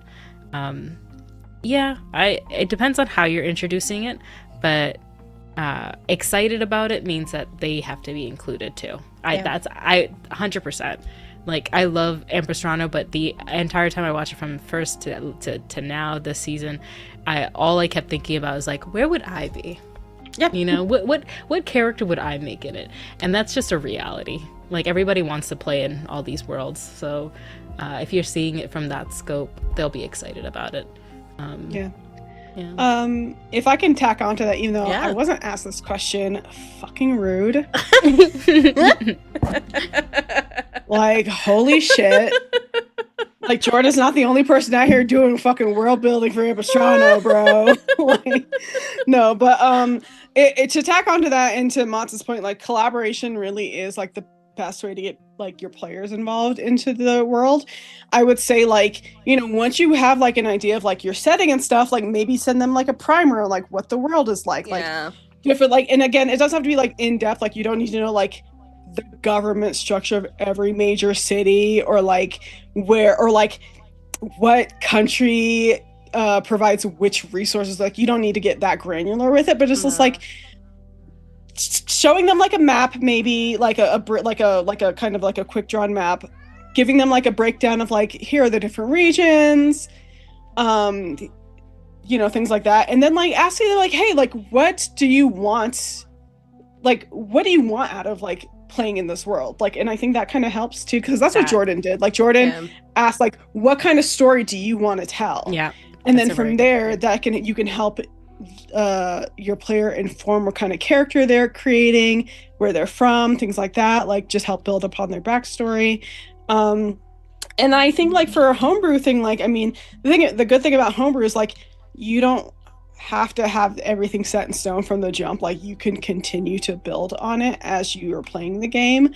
So like, definitely, like, as you get ideas, or if like your players like present something interesting to you, like, definitely make note of it and then expand on that further, and that can be part of your world. I mean, that's what we did with shift weave stuff. When, I mean, Jordan said that earlier, I was like, I can't read, and Jordan was like, okay, bet, bitch, I'm gonna make sure you read, and like just putting in like this new, like, I can't think of the word right now, this new aspect of her world that like maybe wasn't really maybe like an idea at all, like even the spark of the idea, like it can come from that. Like, collaboration really is the key to homebrew. And like, I mentioned this before, but like with like not another D&D podcast, like in their first campaign, like, not to like not make comparisons or, but like to give an example, like in their first campaign and even their third campaign, like part of like the world, like one of the players just fully built that world, and the DM was just like, just took their ideas, like, okay, cool, yeah, that's fine, I'll make sure like I will incorporate all of this. And it's like it also helps too, like once your players get into it and are starting to build like world build, like it kind of takes the pressure off of you to build stuff because it's just like cool. Like especially if you trust your player to do that, because obviously like there's a fine line and there is a level of trust, I think, when it comes to that stuff. But like if you have like group that you like can really trust to like help build out the world, like it's possible you can even leave parts of that world, like not like major parts, but smaller parts of that world to your players to build and inform, and then you can also expand on it from there. So yeah, I completely agree with both the points that Fair has made as well as Mozz when it comes to homebrew. I think the other thing too is don't wait for the perfect moment. I'll be honest, Ampistrano, up until it became even a campaign, I had notes written on napkins. I had notes written on Excel sheets, on Google Docs, on binders, on other drawings of different things, pictures. The amount of mood boards that I had that I gave to Pandora when she and I were talking about what we wanted the overlays and stuff to look like. It doesn't have to be organized. I think don't force it. If it makes sense to you, go for it. I agree completely. I'm also of the mindset that session zeros should not be a one and done. Each week should be whether it's just a check-in, whether that's your stars, wishes, and feels post-session, or checking in on how everyone's doing leading up to the next session, or even talking about like leveling and what you're doing once this kind of arc that you're in is done, what that looks like in terms of leveling or things that maybe you want to explore, the players want to explore. That conversation and keeping that open line of communication, I think, also helps to make sure that you don't have a situation like Mozz and I.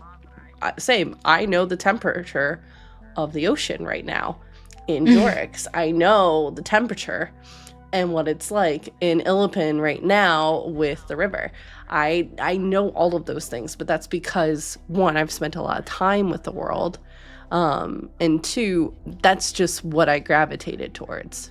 I think the other three things I'll add, and then because honestly I feel like we could do a whole panel, if I'm being honest, about this stuff. One thing that I think, go on. Just to like add to that, and please go continue. It's just if you're a player too and you're in a homebrew campaign, ask about your GM's world if they are the one who made it. Yeah, please do. Please. It's so exciting. Yeah. People make so many cool worlds and so many cool things. Like if you know Tales Archive, their world is so good. They make cool things for their players, like flex casting and things like that, because their player was making beaded charms, and they're like, you know what, I'm gonna make you, if you make a certain type of bead, that's a cool thing, that a spell, like a prayer of what's it called, that Rosary? Magic item prayer. No, it was a magic item prayer prayer beads of spell storing or something. I don't know. It's a magical item. I think it's just beads of spell storing. Yeah, something like that. Yeah, where you like have like a bunch of like fireballs and shit. Yeah, so it's in a way like that, when they braided stuff and gifted to stuff, they could have a chart of all of this, and it's like, I'll just be sitting in there and be like, yeah, tell me more about this. What do you mean? Like, feed me this information right now. Like, let me get my food and popcorn and listen to this. I also say, and then Jordan, definitely let you finish, but I think that like a lot of world building too, you have to understand that like a lot of that is kind of for you and not for your players. Like the temperature shit, the water shit, your players don't care about that. Exactly. Like unless it's like it's need to know, unless they need to know. I will never ask about what the weather in Illipin is doing. I'm gonna keep it a buck. Unless I'm there, I'm like, I'm gonna but at the same time, but that it's okay. Like if that's something that like gives you joy, like that's not saying like your players don't care about your world, but like inside of like those I think players are thinking about things in like the macro, and this is more of like the micro, where it's like this is just small details that can help fill out the world and flesh it out, but it might not be what your players are into, which is fucking fine. Like, but it's okay to have those details for you. Like, that's all I wanted to add about that. No, I think that's really important. The other notes real quick I'll add on is whether it comes to NPCs, objects or items that you're creating, the places that your players may visit. I do, and I feel like I'm mimicking, what's his name, Floop from Spy Kids. Who, what, where, when, why, and how.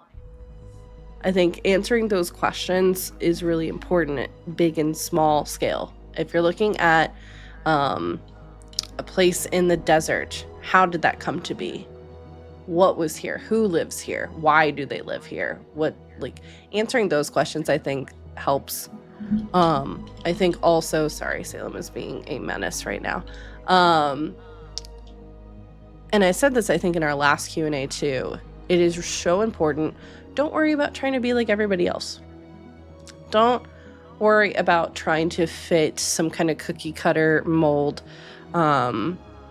of like, well, I want to be the next a Bria or Brennan or Matt, because the reality of the situation is you will never be. And I don't mean that in like you're gonna suck. No, they can't be like you though either. Yeah. Your players want to play in the world that you are creating, that you are helping to do. They aren't, in this case, wanting to be in those other worlds. And there's nothing wrong with that. But I think just letting go, which has been a big lesson for me, I'll be honest, in terms of, because, and I know we've chatted a little bit too, I was told that I had to be. You need to be a specific way. And for a long time, I believed it. And over the course, I think you can kind of see it over the course of Ampistrano, I just kind of was like, nah, I'm going to do my own thing. And I love the way that has transformed. Do I hate the pressure that I felt because of X, Y, and Z? Sure. But I feel like I've grown so much more as a storyteller and as a person because of that. And I'm very grateful of where I'm at now. I'm also just grateful that I have an amazing support group, you know who you are, who tells those voices to shut the F up, essentially, even when it was happening. And then the last thing I'll add on to is, because I think homebrew campaign, then the question always pops up of, should this be an actual play, like streamed or not? Not everything has to be streamed. I have several games that are not streamed. Bear has several games not streamed. Mozz has several games not streamed. It's okay, and not everything has to be streamed. If you want to stream, go for it. Not everything has to be content, and we absolutely, as a society, need to fucking start getting back to keeping secrets again. To be fucking honest with you, goddamn, the amount of people who are oversharing, or this is the general, but you overshare. It's please, I don't know how you just admitted that online, because nobody could waterboard that out of me. Yep. But I do think that when it comes to an actual play, there is a lot of pressure. I do think that not everything. It's fine if you want to share a story, that's, but I do think that you have to. There's so much more work that goes into an actual play that people don't consider. That is you're going to have to sit down and consider it before you do it. And I would frankly say don't. Yeah. Unless you really, really, really, really want to. I don't know if it'll be worth it in the long run, because it's not we all go into we're all guilty of this, going into doing actually this is going to be so fucking popular. Yep. And then it's not, but it's just it's fine. But I think you're gonna have to go in with you're gonna have to lower your expectations a lot, unfortunately. Yeah. And if going into an actual play, if you're going into it just because you think that it'll be popular, then you absolutely shouldn't do it. Yeah. Don't do it. No. Didn't I just get rid of you? Sorry. You're so good. Yeah, and again, I think this is a whole other panel of what goes into planning and putting together an actual play, truthfully. And I know Mozz knows this, Fair knows this because even as a player, there's so much that goes into it. Tech, design, cast members too, because I'm gonna say it, and some people are gonna be mad, but F you. Diversity should not be an afterthought. Diversity should not be an afterthought at all. It just shouldn't. So it should be at the forefront of your mind to the point that you don't even have to think about it. Truthfully. I wanted the people to be part of Ampistrano who I chose because of the wonderful story that I wanted us all to tell, that I knew we could. And I trust them implicitly. Whether they're, and goes for like those of us that you see on screen, but also our lore keepers, our designers. Like, Pandora knows so much about this world, for instance. Lamia knows so much about this world. Salem, who is behind the scenes, but also here, knows so much. So yeah, just kind of think about that when you're considering all of that. And be open to feedback. Be open to constructive criticism, I would say, too. Because I feel like as people, we're always, and you should be constantly growing and learning. I know I've learned a bunch. So, but yeah, that's a really good question. Also, it's okay to suck. Yep. Because like it's fine to suck at first, because that's just the first step in getting better. So don't be afraid to like stumble a bit when you're building your world and like getting into DMing and stuff. That's like literally how are you supposed to learn otherwise? Yep. Do I cringe watching season 1 and it's because of me? Yeah. But that was my starting point. I erased that whole season of Kids on Brooms that I ran, even though it is, people still rewatch it and come back to me and say this is one of the coolest magic systems, or this is cool, and I'm like, please don't tell me these things. Yeah, I'm like, I have closed the door on the cringe that I feel watching it, but the thing is, it helped me get here. Yeah.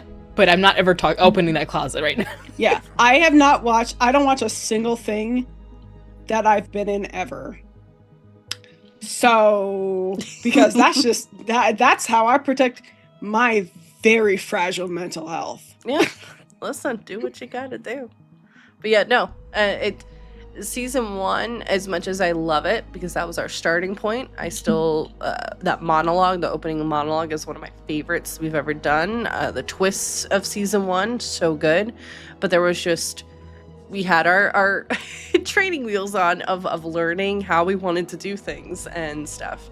So I'm very grateful to that season. But I'm also like, thank God we're at where we are in terms of like where we are. Yeah.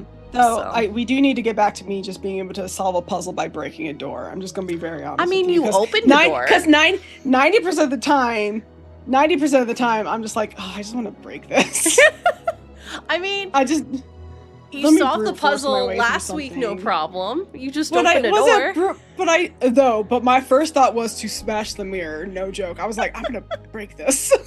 And then it became kind of obvious because I just played Control and like, there was that mirror thing, but I really want, my first instinct was like, I'm gonna fucking break this mirror. Like, and then what, bitch? I'm gonna wreck it. Your fucking puzzle now. I smashed the mirror. I love it. This next question is for you, Fair. If Deodora was in a video game, which world would she be in? God of War, Baldur's Gate 3 as examples. That's a really good question, actually. God of War, like what?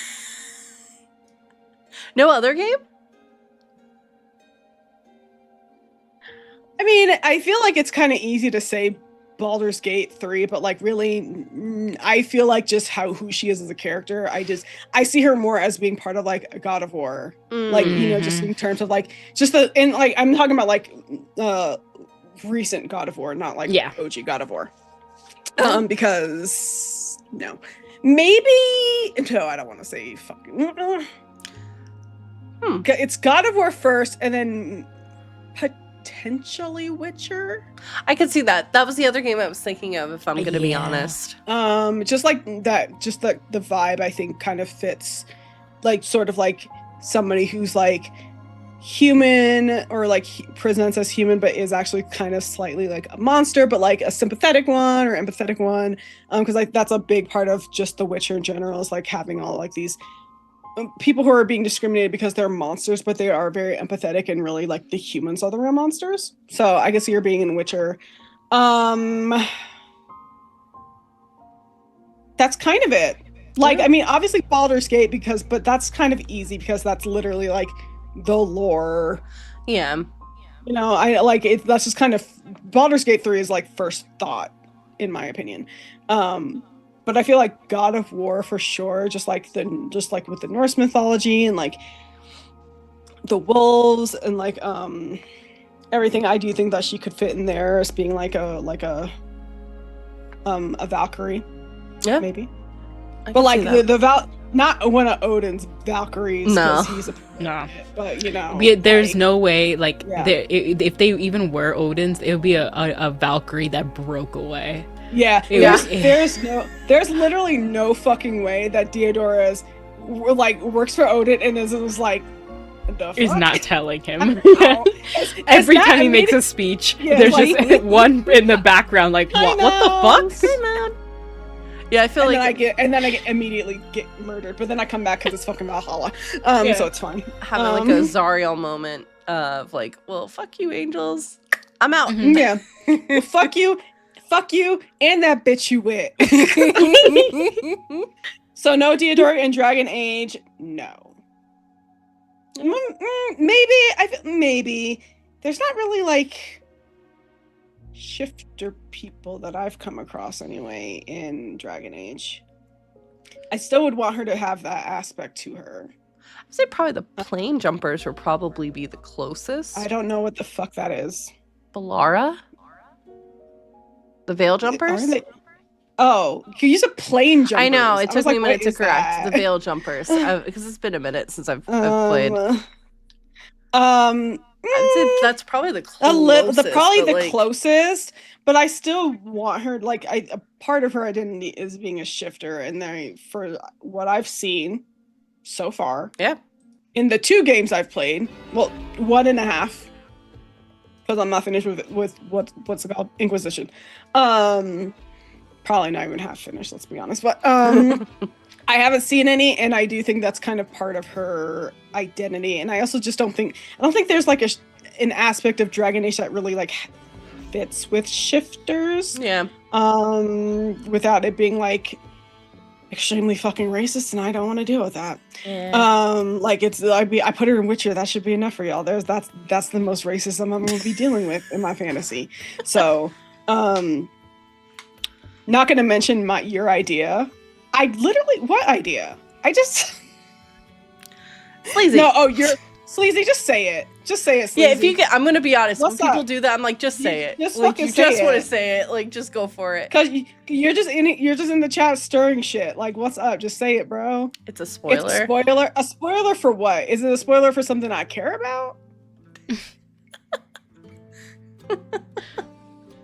That's the bigger big question. thing. Yeah. Yeah. No, that's fair. I get it. But yeah, I think God of War first, because I do think that like Can I ban Sleazy? My finger's on the trigger right now. I'm gonna unmod you. I'm gonna unmod you so fucking fast, bro. God of War first, and then Witcher, and then that's kind of it. I can see that. Yeah. I can definitely see that. I love it. I think honestly the one that came to mind for me was Hades 2. But I won't expand further because you haven't played it. That's all I'm going to say is I could see Hades 2 and that's it.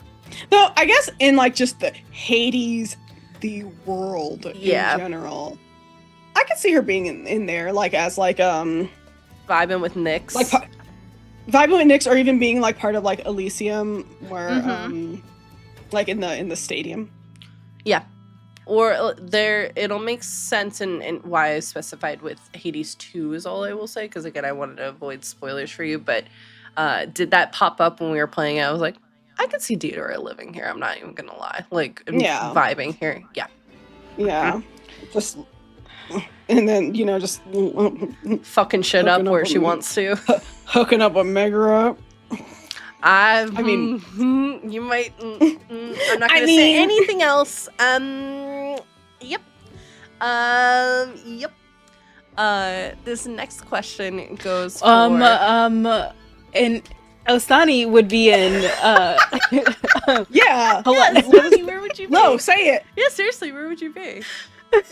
I mean, obviously, Hades for sure. Oh, Hades for yeah. sure. I can see them with Shadows of the Colossus when we were fighting against a creature that came in through the gate. That's what I imagined. Shadows of a Colossus and like them rushing around, even like as a centaur, like going around trying to like bring down this creature. And then what was it? Whatever is happening with their friend that has disappeared.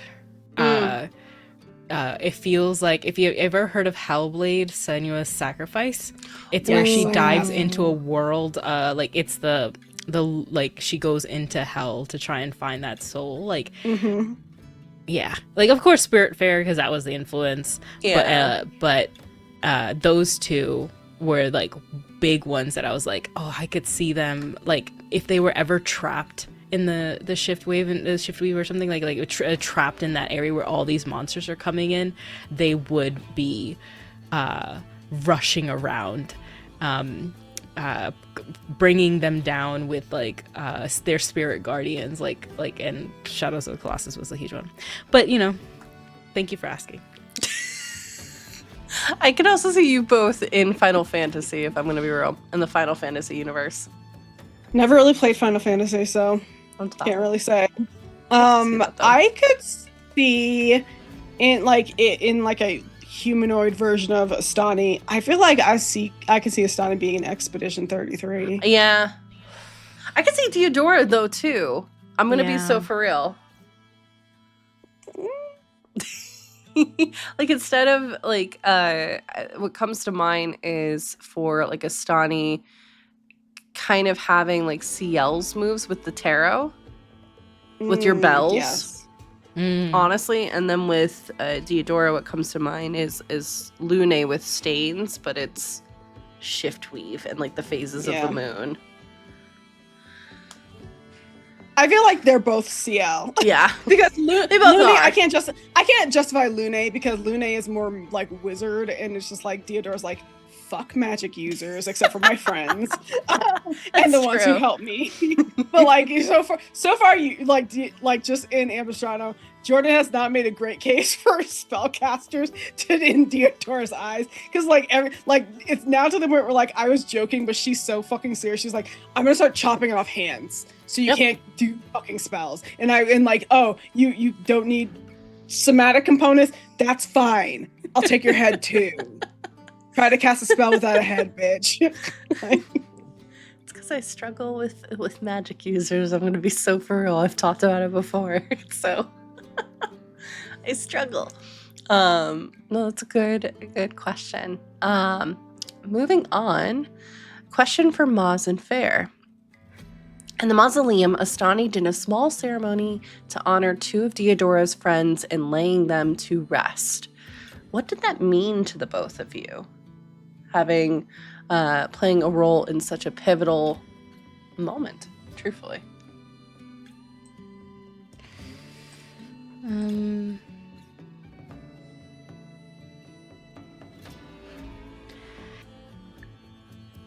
It's so how Fair described it earlier, of like they're used to people leaving, or like they have that abandonment, and then a couple days later they met Asani, so they're not going to quickly like jump into connecting. I think it's really cool that out of all the characters I thought of, it fits well to the dynamics and like things that other characters do need, even if it's not like party mechanics, right? Because I feel like Asani's coming in as the like not the warden, but like the person who helps facilitate transformations and the transitions between life and death, and transitions between life altogether. It's not a death of a friendship if people leave, but it is a death in a way of like if you no longer can talk to people every day and they have to leave, right? So it was, for me, I think it cemented, it brought them closer in like the small little ways, like the little threads of friendship. But it meant a lot to Astani because this is something that is valuable and important to her, that they represented someone who was very much loved and, you know, wanted, and had to be fought, and like, you know, they needed words said over them. So it meant a lot to Astani, even if it's something that she would do for every like spirit that comes, you know, across from her. And then also I imagined it as she is a watcher, and she has guided these. Like I always envision it as a pool of water, and the watchers are around the body as they go through the gate, and they help facilitate the spirit. Because if you guys know about the River Ganges and how it works, like family members sit at the end and they pour the ashes in, while a priest says stuff. And I imagine Osani's role is like the priest. So they help guide the spirit. There's flowers all around them, and they come back and like help the family members adjust with this transition. So that's kind of how I imagined it. Like she was like, this is an important thing that we need to give presence to. I think for Deodora, it was like a moment of like comfort, because in a turmoil of like all of the emotions that she's been feeling, and just like not knowing what to do, and like feeling very unsettled, and then like two people who were her touchstones are just gone, like suddenly. And so for Astani to take the time out, knowing that there's like all this other stuff happening, Deodora would feel this regardless, but it means a lot because they were her friends. Astani taking that time out to like, we still have to do like the ceremony, we still have to honor the dead, we still have to make sure that like their spirits can be laid to rest. And even though that's kind of like a little bit sort of up in the air, but it is like, even just like that, the gesture of it and like the ceremony of it, the ritual of it, it like did help make Deodora feel a little better. Like obviously not like, all right, well, I've accepted it now, but just like, it was like nice to like, for that to just take that moment to just do something kind, especially because it wasn't anything that she was expecting anybody to do. Like she didn't know what to do. She was like, I will have to take care of this later when everything isn't on fucking fire. But Asani was like, no, we're gonna do this now. So again, I really, and I can go on forever about how much I love Astani as a character, just because I do. But it's like those small moments where like, just like, I think the three of them, Rory, Deodora, and Astani, like have very similar thought patterns when it comes to things, but like it's in moments like that where you see like that divergence of them, where it's just like Astani is just like, this is her job, but also they are a very caring person in general, and would take the time again to do this for anybody who had passed away, like regardless, because that's just like instinctively what she wants to do. Like they want to look after people and help people, and so it was just nice that happened. And I agree that I do think it like kind of like strengthened those like threads of friendship that are starting to bond, just because it's just like, well, I'm a stranger to you, but you took the time out to show kindness. I love fucking Astani. I'm a stan. I'm a fucking stan. I would get fucking fan art. Like, listen, I'm about to go to like do I ship Deodora and Astani a little bit? Maybe. I feel like you're not the only one. I have seen people in chat. Don't worry. Yeah, I mean, Need it. I mean, listen. Here's the thing. Last session, when Theodore was like, "I will go where you go," and Asani was like, what? "Oh." Excuse me. What was that again? Asani's gonna have to deal with. Eat it. Asani's gonna have to deal with Theodore being For sure. real ace. Yeah. 'Cause she's like, flashback That if to that season wasn't a 1. hair tuck moment for Asani, I'd be like, huh? Listen, did that moment spiral into me making a like, let me have a playlist for like when these romantic but not overly romantic moments happen? Yes. So there's no playlist at the ready for those moments. You're gonna have to deal with Theodore being real oblivious because a character blatantly flirted with her in season 1, and I was just like, and I as a player, because also you got to deal with my aceness too. Yeah, I was just like, most of us are ace here. I was like sitting there, and I was like, Jordan, is he flirting right He's now? flirting I with you. don't know. I was like, oh, okay. Theodore doesn't realize that. I had to like straight up ask. I was like, is this a flirt? Like, what is happening? Because it was funny because I remember that moment so distinctly because other people started to catch on. And then I was like, oh no, am I too ace that this is just not coming across as flirting at all? No, it's just And like then- your ace and my ace are just like, no. Mhm. Like, you're too ace, but you were doing a great job. I'm too ace, and I was just not picking up anything. This was like, Yeah, he was feeding into because he has history with Theodora, which that could be a Yeah. whole interesting thing if anything blossoms between you and Astani. we can just poly ship it. It's fine. True. Is Stani down for that? Is Stani down for that? I'm not trying to have no fucking love triangles. Like, you know, I got time for that shit. What's the other side of the love triangle? It's Ty Neal's grandson. Yeah, he's Oh pretty my chill. God. He's awesome. Yeah, he's not. He's not like a spoiled brat. He's Nah. actually he's a Crown's Guard too. Yeah, he's in Illipen right now, trying to Yeah. handle that mess. But It's kind of like Theodora helped train him, yeah, so it's like crush on the teacher, He's except the it's not wee. gross because it's not gross though. yeah. There was no grossness of it. Motherfuckers. I'm looking at some of y'all out there, Well, not in the chat. yeah, because I will be honest, that did pop up in season 1 of like, wait, aren't they da da da? And it wasn't with you; it was with one of our No, other players. it was with Sam. Yeah, and it was Yeah, like with Sam. This is a grown ass. This is a grown ass man. And Sam, like, yes, he's very naive, and yes, Yeah. I voice him very innocently, but he's college. He's grown. He's fine. He is a halfling. He's like 50 years old. That's like 18 in halfling years. Yeah, He's fucking fine. He's old enough to make his own decisions. He's from a noble family. He can make his way around. Yeah. I think everyone was like, oh my god, it's a child. I was like, no, it's fucking No, not. he's not. He's just pretty goddamn obvious he's fucking not. no. And I'll be honest, that Sam is That pissed me. I remember that. That pissed me. I know that angered a few of us because it was like, no, that's not what we're doing here. And there are people in our world today that look super young and who are, you know, have issues with height and stuff like that, and that doesn't make them a child. Like, it's okay. Just the whole thing. It's just Um, infantilizing someone. Yeah.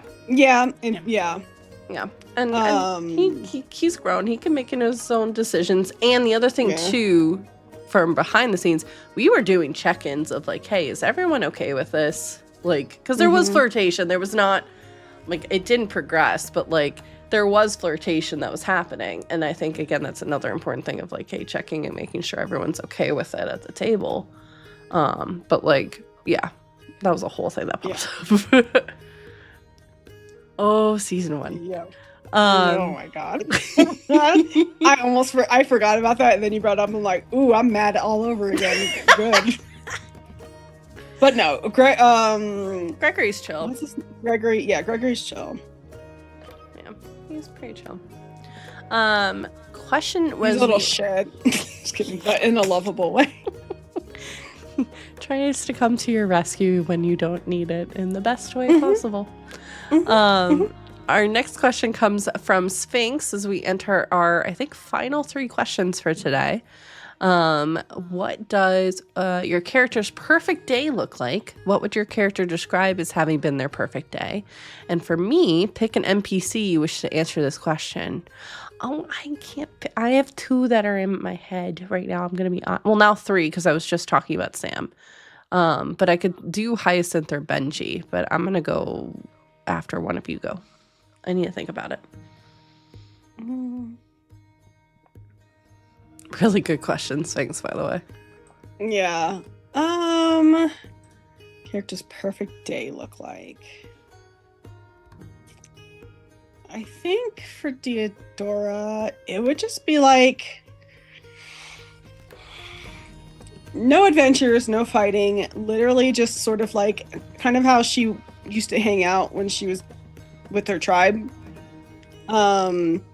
Spending the day running around through a forest, just having fun, maybe doing a little hunting, just sort of like it would be like a slice of life type of day where it's like nothing bad's happening. It's just sort of like chill.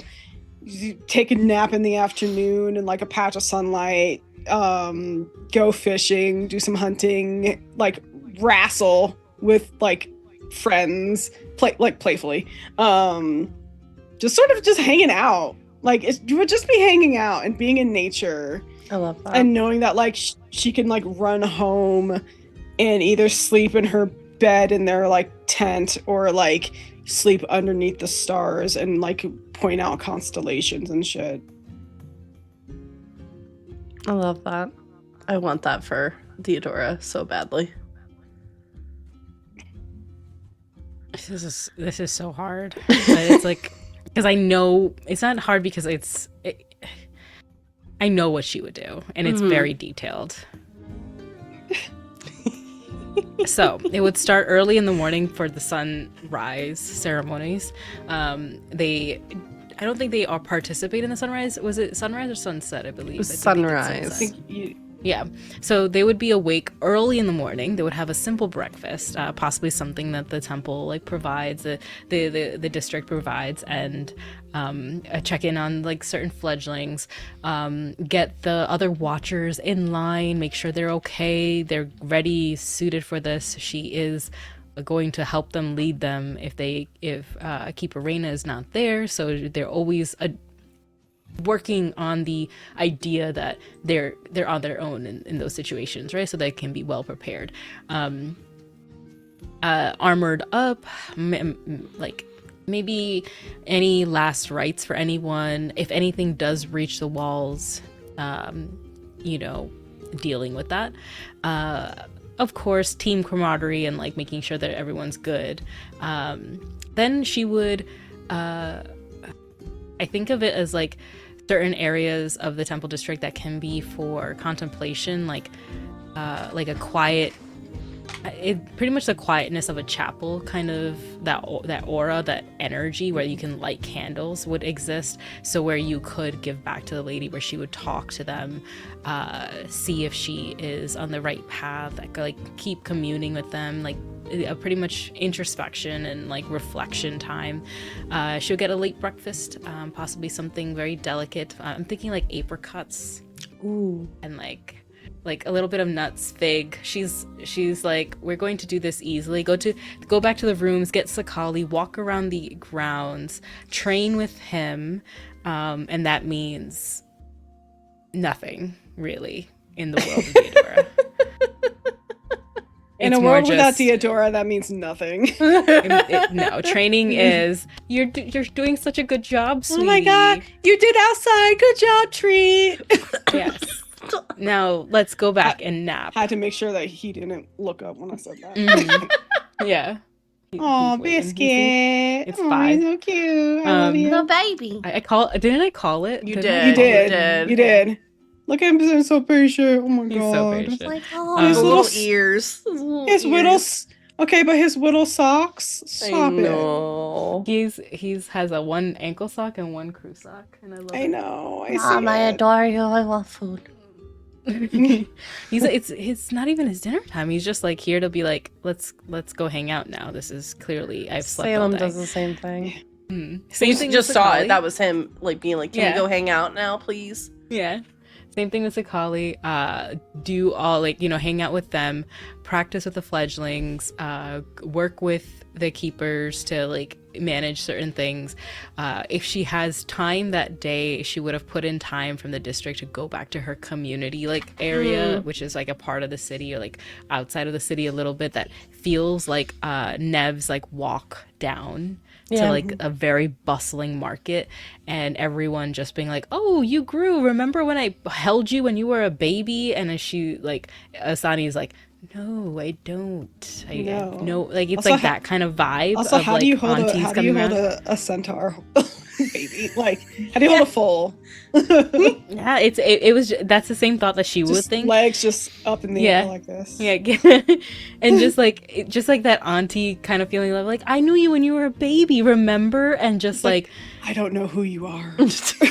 I'm sure, man. And you look great. And I'm gonna keep going. And then like knowing the names of people, getting food at the stalls, coming back home, maybe a little late for sunset ceremonies, and then whatever, anybody who needs help then, going for fabric stores and like finding a couple new things too, because I believe she either commissions them through a tailor, but then she also is like sewing those bells on herself. So she'll go to those like places, collect those things from like those little markets, and then have Sakali run all the way around and take them home, and then watch the stars through her telescope. Oh, I love that. Sorry, me doing this, I finally remember where the bell things was from. I finally remembered it. I believe it was Venture Maidens. They had a character, like an NPC character who did stuff with bells. I think towards the end of their first campaign. But I don't know, you saying you sewed it on just reminded me of that. I was like, that's where it's from. Like that ADHD. Gotta love it. Light bulb moment. I love it. Sam is sorting through his own stuff right now, so he is taking some classes, but I think largely is just figuring himself out right now. Hyacinth, I've actually told the cast what her dream day would be, which is no work and her and Tyneal having a picnic. That's the dream for her. For Benji is just such a character. I think morning would be spent saying goodbye to you all, of course, Mr. Rubin, and then would then spend some time doing his walkabout. Or flyabout is probably the better term, as he likes to sneak to the Cloudtop district and steal things from the nobility there. Then he usually checks his posts to see if he has a letter from the Orenthal, specifically from the captain, his girlfriend. She doesn't know that she's his girlfriend yet, but he is convinced if he keeps trying, it's going to happen one day. Then usually catching up in the afternoon over lunch, some of the city gossip, keeping an eye on things, maybe hiring some folks from the Orenthal to do a job or two. And then the evening, he usually will, if there is one of the fights happening in the fights happening in the Coliseum, he usually skedaddles over there as he collects bets and takes bets. He's a bookie. He's a bookie, yep. And he has no problem hunting you down if you try and get out of paying him his money. He is very lethal when he wants to be and when money is involved. So yeah, I think honestly it's his everyday, but he's living his dream. That is legitimately. It's very interesting that both of y'all's perfect day centers around work. If you love what you do. Yep. Well, Hyacinth doesn't. She's saying I don't want to work. I don't believe that philosophy. If you love what you do and don't feel like work, yeah, do. Nice try though. Yeah, do. Benji's a Kenku, right? Yep. A little Kenku. Can't fly. He has to walk. He can fly if he wants to, if he tries hard enough. I know they're not, and this is purely his perspective. Okay. This He's is like, purely. So first thing first that he does in the morning is actually like climb up into a tree and try to fly, hurt himself a little bit, then hobble back into the inn. Okay, good. Yep. Yeah, he's lies to himself sometimes. He needs to, so he should sad. just buy. I'll be back. He should just buy scrolls or potions of fly. That involves spending money. He doesn't like to do that. Apparently he likes to steal. He likes to steal it and give it to the poor and like the needy. He likes to make sure that he's got money in case he needs to get the F out of Dodge, kind of thing. Well, he should also have fly potions for the same reason. Sponsoring some fly potions for Benji. I love it. Incredible. But yeah, like I said, I do like, honestly, just knowing me, I could see myself going either Hyacinth's route, or I could see, not on the route of Benji committing crimes, but just getting work done. Like, smoothly. No interruptions. Like, it's a chill day. Hyacinth's trying to go out on a picnic and get laid out. No interruptions. Oh my god. Who knows? She's like, I'm trying to get piped down, bitch. Y'all keep interrupting this. That's why I'm stressed out all the fucking time. Y'all keep working my man to death, and I can't get any. He's working himself to an early grave, that's for sure. She's like, I know Revivify, bitch. I know Resurrection, bitch. Can't escape me. We could start this question because it is focused to all of us, and re-ask it when Mozz gets back. This is from Peanut. Question: is there something valuable you've learned about yourself, others, the IRL world from playing TTRPGs, or more specifically, your characters in Ampistrano? Sphinx. This blanket ain't the only thing getting laid out. Clock it. Listen, he's got a lot on his plate. Correct. I don't know if I've learned anything about myself, because as I said before, some of Deodora's inspiration is just like my own ideologies and personality. So I can't really think of anything I've learned from her or from playing like, let me look at the question again. Hold on. About myself, others, the world. You know what? I've learned how to play well with others. I've learned that like not every group project is gonna be a clusterfuck. That's what I've learned. That's true. Because D&D is nothing if not the ultimate group project. I think I've also learned that like I think as I've continued to play, like I just know who I vibe with immediately. And so like, and not to be like saying like I'm a clique or I'm like snobbish or anything when it comes to it, but it's just like, no. I love playing these games. I like telling stories collaboratively. I've always known that about myself.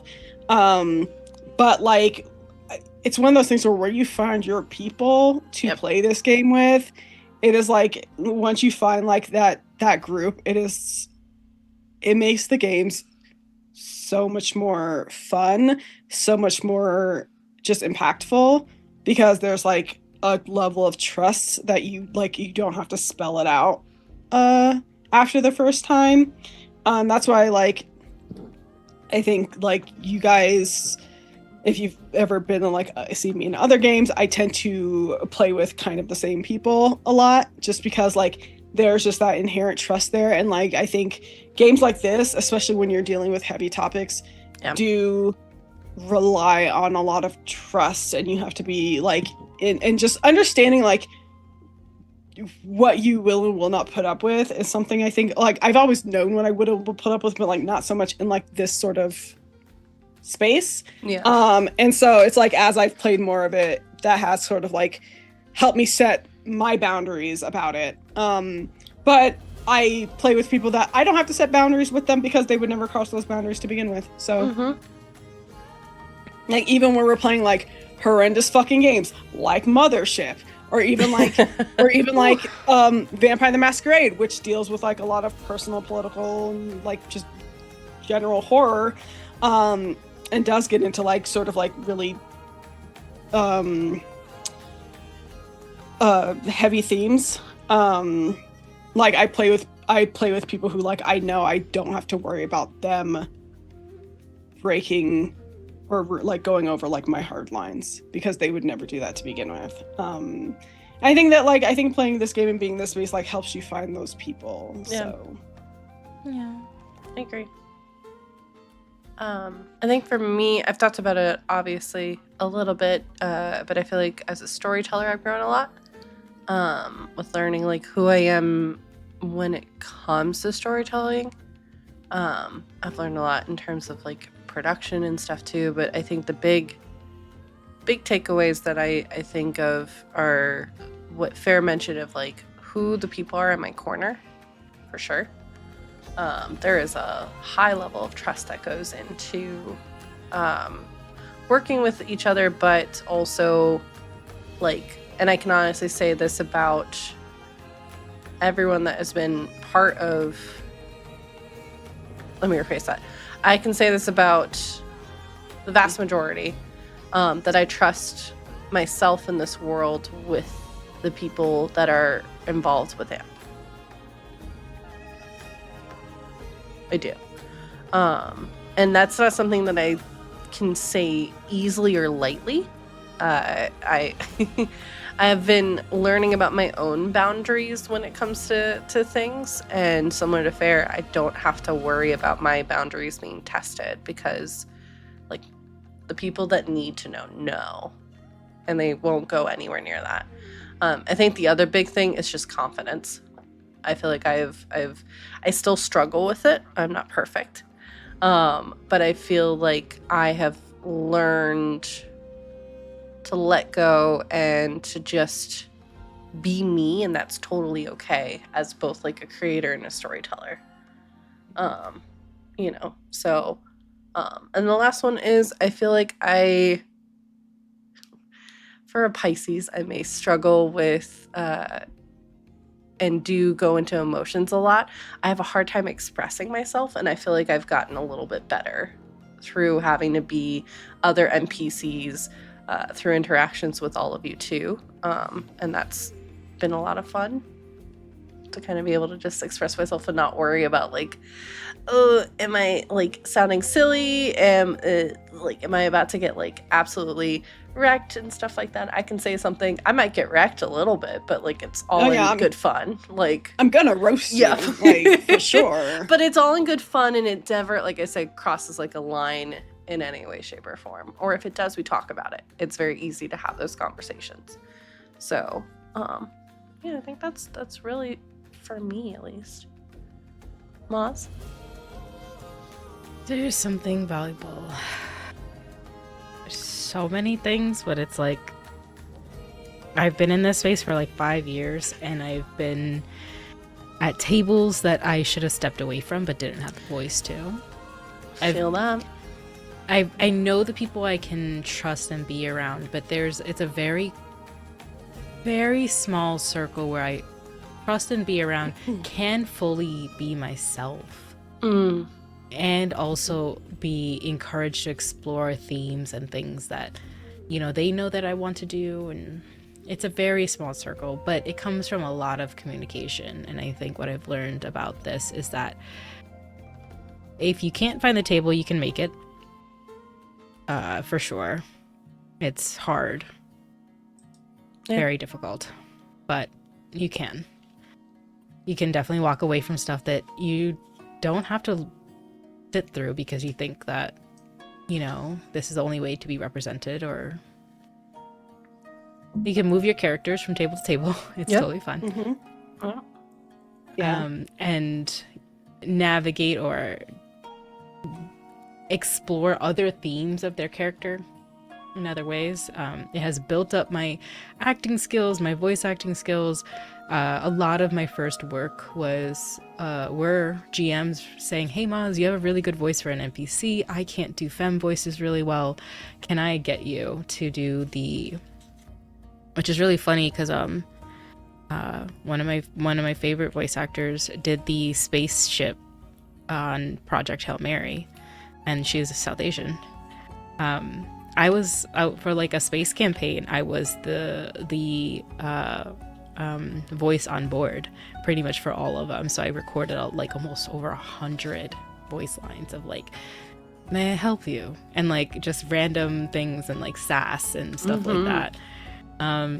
Then I did recordings for a horror campaign where I was an NPC that they're trying to find, and I recorded as if I was recording into like a tape deck, right? And they were finding tapes of her like you would find in like video games. What I've learned about myself is that, one, with the amount of mediums we have to explore our creativity, there is an infinite amount more. Yep. TTRPGs don't have to only be streamed. They can be audio. They can be fully, you can see all the mechanics. I've been in games that they talk about the mechanics. I've been in games where they don't, and we are fully in character from beginning to end. There's no break of like, do this. All of it is good. All of it can be fun. It depends on what you like. I like the variety. I also have learned, like, I now make solo games, like the one I'm making with, like, it's literally here because I have to go downstairs after this to record more, and little little films because of this wonderful hobby. It's a great way to make more stories. Yeah. And unique ones, because everyone plays everything so differently. I play an Oathbreaker Paladin, and if we were to play it like who's also a shifter, if we were to play it like how D&D wanted it to be, they would be just evil. But the moment I toss it to my GM, they're just like, "Oh, what do you want to navigate with this?" And I was like, not a paladin who has a belief in a god, but who is so principled, a person who makes an oath. And if they break that oath, it is like shattering who they are. And really like, you know, hone in on that. And then if they have a background that ties to the infernal, the hells, and they are a paladin, what does that feel like to be a knight of hell? Kind of like those things, like breaking the rules is my favorite thing. Any GM who is like, who's like, you can do that. Like, I know I saw something in the thing before of like, you couldn't be a paladin in this. I told one of my GMs I wanted to be a monk paladin because I wanted to smite with my fists, and I wanted to be a nun of a church who fell in love with her sister, and the church didn't want us to be together, so they took all of us down. And in my anger and frustration, I said that I will like burn this religion down. My oath is, I'm gonna fuck you up. Yeah, that is my oath, bitch. And so, and my god sexy. agrees is what I wanted. And they said it wouldn't mechanically work, and I was like, because it would be kind of broken. And I get it. It's not optimized, right? But I don't like. I don't it's like. Not, I not don't always care. about being optimized. It's about telling a story. Yeah, so I'm so focused on the narrative elements of it that, in a party dynamic it would be difficult, but like, it's such a thing. Like, I go to my GMs with like, this is what I want to do. How could I build it well? And they help me. And they'll be like, you can't really do that, but let's build you something that can work. And the flexibility of this world and many systems of it means that you don't have to be tied to one thing. And it has taught me exactly that. Anytime creatively that I am working my day job and like thinking like, oh, but I couldn't, the experience in TTRPGs have taught me, but you could. Yeah. And that has evolved so much, especially as a femme person of color, like who don't see a lot of myself in the works out there, or if it is, it is represented in a way that like that pisses you off. Yes.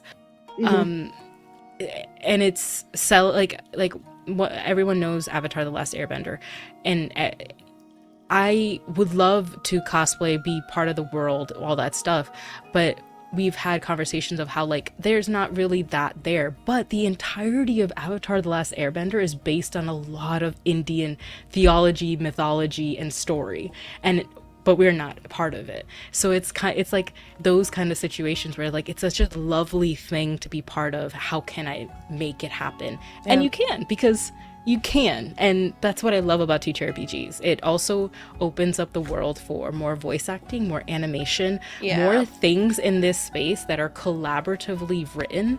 I love this. I don't know what made me full launch into... No, it's spite. So I got into a couple of bad tables and I was fully going to give this up forever. And instead I started Starcrawl and I said, fuck it, I'm going to make my own table. And that full spite is why like I still exist in this space. And it is because of that I was just like, this is a space that like people can try and infuse AI into this. You can be a GM that does that. Please don't do that. You do not need it. You don't need it. Nothing. People can wait for you to prep your things, all that stuff. Everything can be easier, sure, but this is the space where people can come together and create together something unique and extraordinary. Like, it's so brilliant, and it requires everyone at the table to come together to be interested in each other's characters, the narrative of the campaign, the themes of the world, the GM's goals, also crushing the GM's goals if they want to, like, you know, they have like a big monster and you're like, wait a minute, I think I can get them. And it's fun, and it opens up so many things that I want to protect it for as long as I am protected in it as well. That's yeah. So yeah, I've learned a lot about it, and I will be doing this for a long time in my life. I know, for TTRPGs.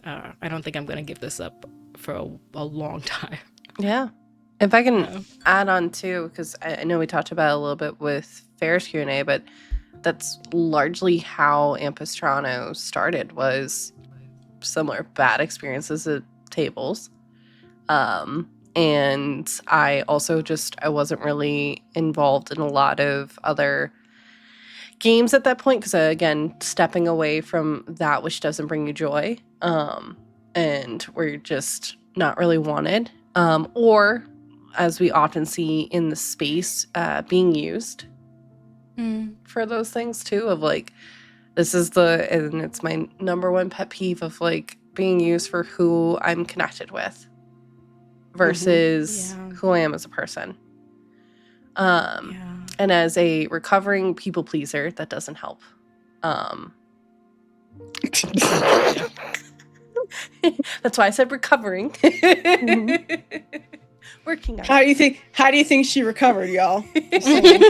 Therapy and therapy. And get you an Aries like Fair. So I created this game because I wanted to tell stories, and I was seeing a lot of my friends were dealing with similarly of just their stories not being told because of the way that D&D has been designed, or the worlds that have been placed. It at times feeling a little too real world, and not in the good way, I would say.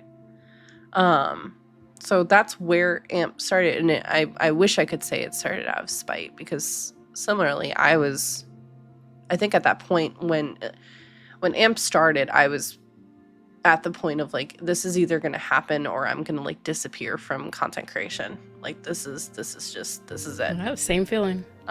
Because it was spite. You just didn't recognize it as spite because you didn't know what that feeling was yet, baby. You hadn't met. We weren't friends yet. So you didn't know what spite and pettiness really looks like. Okay, I'm a Scorpio, and that side of me of like I was the same thought. I was like, this is either going to work for me or I am not part of this, and I'll just run home games.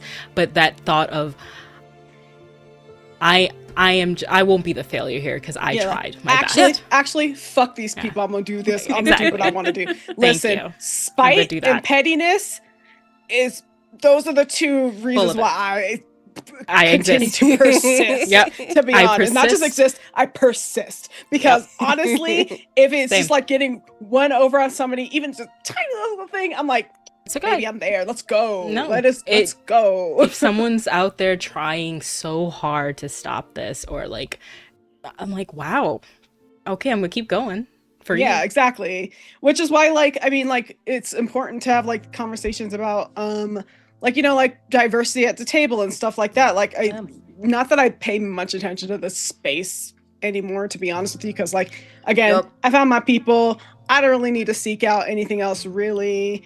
And I'm busy, so I don't really have time to be like in a million fucking games, frankly. But like, I mean, like, here's the thing: if y'all not gonna do it, somebody else gonna do it, and it's gonna be me. And guess what? This is a hill that somebody's gonna die on. Mm-hmm. Might not be me. I'm not the one who's gonna die on it. I'm gonna stand on it. I will not be dying on this hill. Mm-hmm. Yeah. Because like it's the weakest one who dies on the hill. Okay. Yep. My hair is stuck on my earring. Oh no. My piercing. But no, it's kind of wild to think because we're going to be celebrating our anniversary in like a couple of months. Mm-hmm. Do I think looking back, like the Jordan from the past, that we would be celebrating our 4th season, still at it? What? How many years at this point has it been, Fair? 4 years? You just said 4th anniversary. Well, 4th season anniversary, but that's different from years. Because we were talking about it before, like, never mind, don't worry about it. My brain is mush. I know what you're trying to say.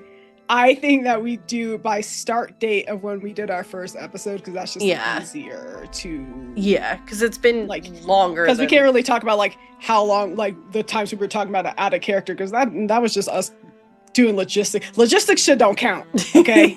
I'm not trying to hear all that. That's valid. But yeah, it's been going on for a long time. Do I think we would be at this point? No. Not at all. But I thought we'd be level 15 by now, but okay. I'm kidding. Like, I mean, you know. You're close. Little slow with that leveling. You might want to. Oh my god. Milestone, BB. Yeah, well, you know, the milestone's a little too few and far between. Let's go. No. But it's just really cool to see like where we're at now, since I know we've been talking about season 1 quite a bit, where we're at now. And I'm just very grateful, and I'll continue to say this, very grateful to the cast. I'm very grateful to everyone who tunes in, those that work behind the scenes and stuff, because it's cool. And it's been very rewarding for me to, especially since we had such a hiatus of a break between season 3, season 4, it's been really cool, because there is that fear of when you come back to something that, you know, maybe it just won't connect with people as much as it did. And it's been a pleasant surprise that it's... Clock 'em, sleazy. Clock 'em. You go by the recommended mouse rules, y'all will be level... Sleazy.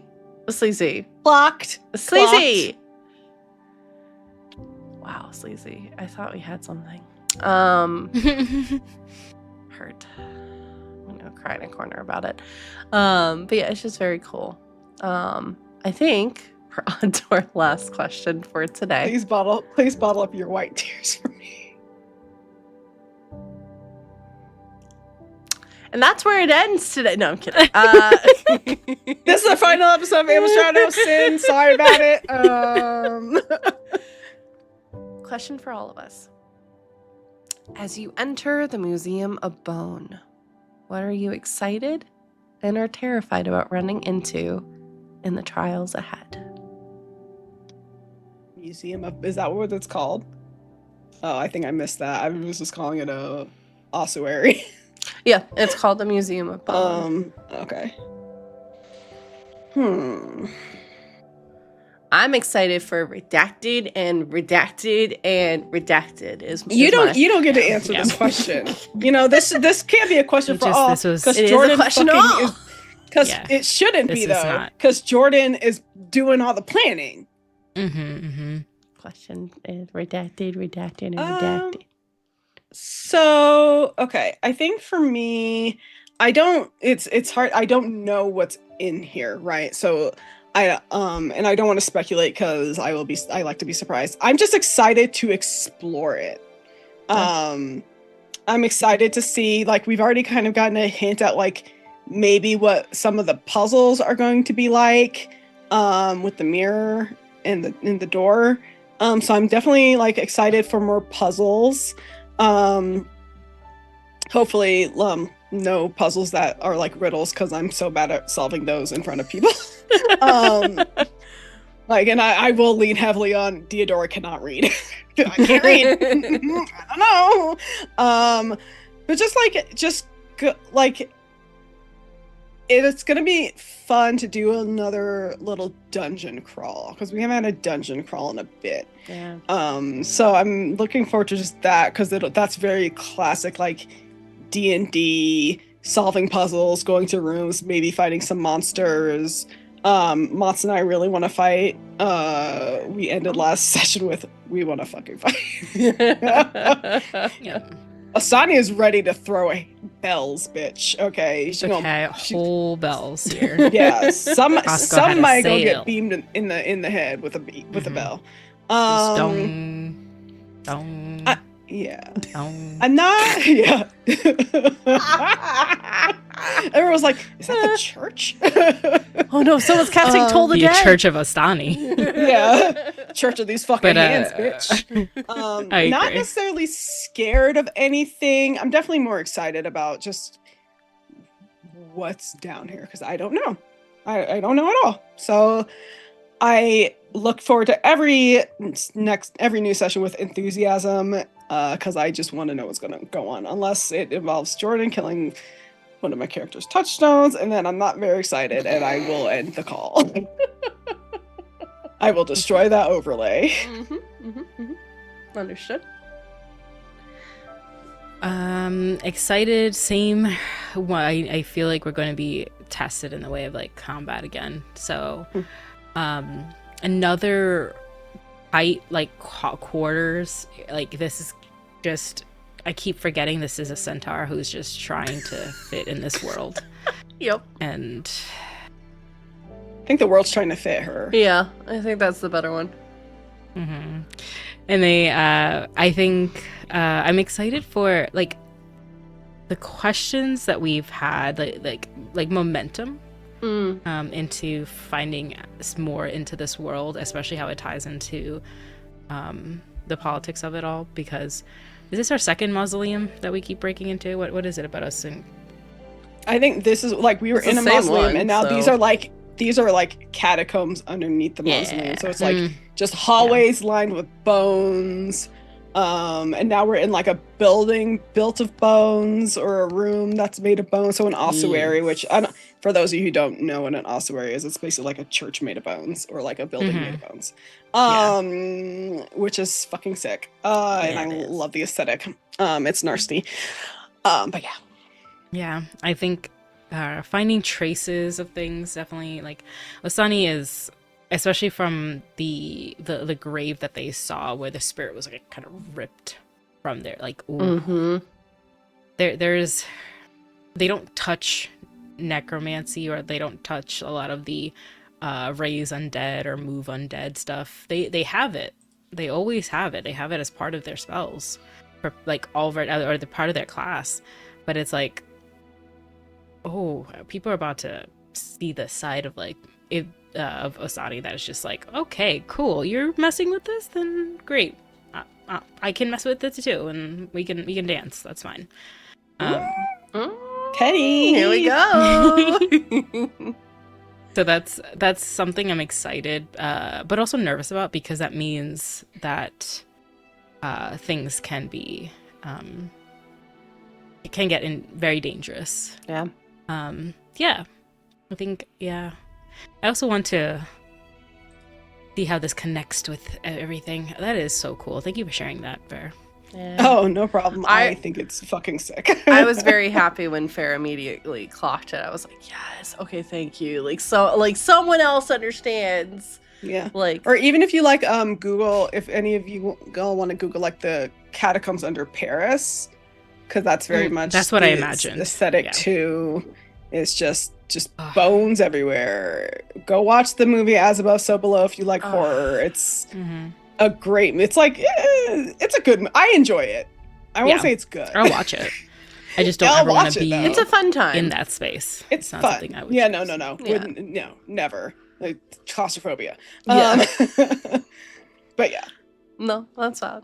Like I said, I'm very excited for this. This is based off of a bit of experience and influence from my own travels, is all I will say. So, really excited for that. And I think that's it for today. We got through all the questions, y'all. Really good questions that were thrown at us. So thank you so much for that. Why don't we do a go around of who we are, where we can find you. And I know there are a bunch of charity initiatives happening. So if there's any like charities or things that you would like to promote, please feel free to do so. I'm going to popcorn it to Mozz to start. My brain is soup, but I'm Mozz. Follow me on the socials. There's cool stuff there. Lots of cute content. And the YouTube, because Beloved's going to be coming out soon. And hopefully with a couple sponsorships, which will be amazing. What? It's a really cute game where you are playing like Toy Story, where you are a toy. And you describe the children that you... like you the story of you being in their lives, and it's making me sad. And I have a little possum toy that I've named Rodney, and he is the main character of this game, and it's really sweet. I hate the way my brain works, because you said Beloved and I was like they made an RPG off a Toni Morrison book. That's fucking weird. Agreed. But it's really sweet. It's a lost and found game. It's a solo journaling game, and I'm trying to find more RPGs or solo RPGs that are not like creative writing prompts. But it is still beautiful. It is very simple to play, and it's heartbreaking because, well, you're usually causing your own pain, but I know myself. I like sad stories. But other than the YouTubes and things, what am I doing? I think Forgotten Adventures is on tomorrow. If you caught last episode. Talk about romance for you. Talk about romance. Harry and I had started a playlist for our characters, and it's incredible. So, yeah, it's going to be wonderful. Possibly, I don't know what we're doing tomorrow. I think we're doing a bank heist. Yeah. So, yeah, we just went to a ball, and... it ended with two people telling each other how they felt in this most romantic, sweet way. And then now, as a first date, they get to go rob a bank. I mean... what could you ask for? That's Benji's dream date right there. So... incredible. Fair. Hi, I'm Fair. You can follow me on socials at Fairbear, Instagram, Blue Sky, TikTok, and here on Twitch. I do stream. I am helping the Greater Restoration crew raise money for Take This. We'll be doing that probably later tonight after I take a nap. With playing something. I don't know what. Also go and support the Greater Restoration crew. That's the _GR_crew. They are going to be doing fundraising all weekend. They're playing video games. They're doing TTRPGs. They have interviews with people. So it's a great time. I was in their opening game yesterday, and that was a lot of fun. So yeah, we'll be be doing an affiliate fundraising stream for them over on my channel. And then we're going to be getting into it's St. Jude season. So we'll be raising money for St. Jude in a couple weeks. So stay tuned for that. You can also find me on Philly by Night, The Monster Within, over on Dibbles and Dice's channel, 8 p.m. Eastern on Wednesdays. It's a Vampire the Masquerade campaign telling the story of newly made kindred who are having to navigate being part of the Camarilla. It's a wild time as the producer for the show is all I will say. Yeah, we are the closed fist of the Camarilla, which means we get to do jobs that nobody wants to do. Nope. Nope. And my character is having a hard time. Just a bit. Because she is the one with the most humanity. Amazing. Please go and support those wonderful causes as well as this phenomenal cast.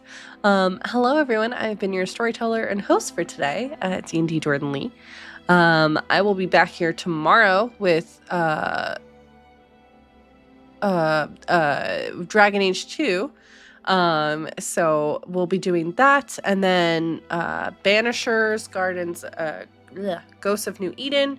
We're gonna get back to our duo Dishonor mode with BG3, and then we're returning to Hades 2 now that my hands are healed up enough that I can use the controller for an extended period of time.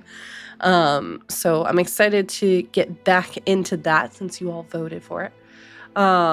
I'm so sorry, Luck of the Loot. Thank you so much for your question. We are actually ending, but if you want to DM me, please feel free to. That's totally fine. And yeah, that is it. We will be back as a cast and exploring the Museum of Bone next week, as Sin will be returning, and we'll see what everyone is up to with that. So thank you all so much for joining us. Thank you to our incredible mod team as always. Thank you all for your questions. You asked some really great ones. And again, don't worry if you have a question that has popped up. We will be doing a campaign wrap up at the end of the season. So we're going to get out of here, y'all. I already know who we're going to be raiding, but we will catch you all next time. Bye, everybody.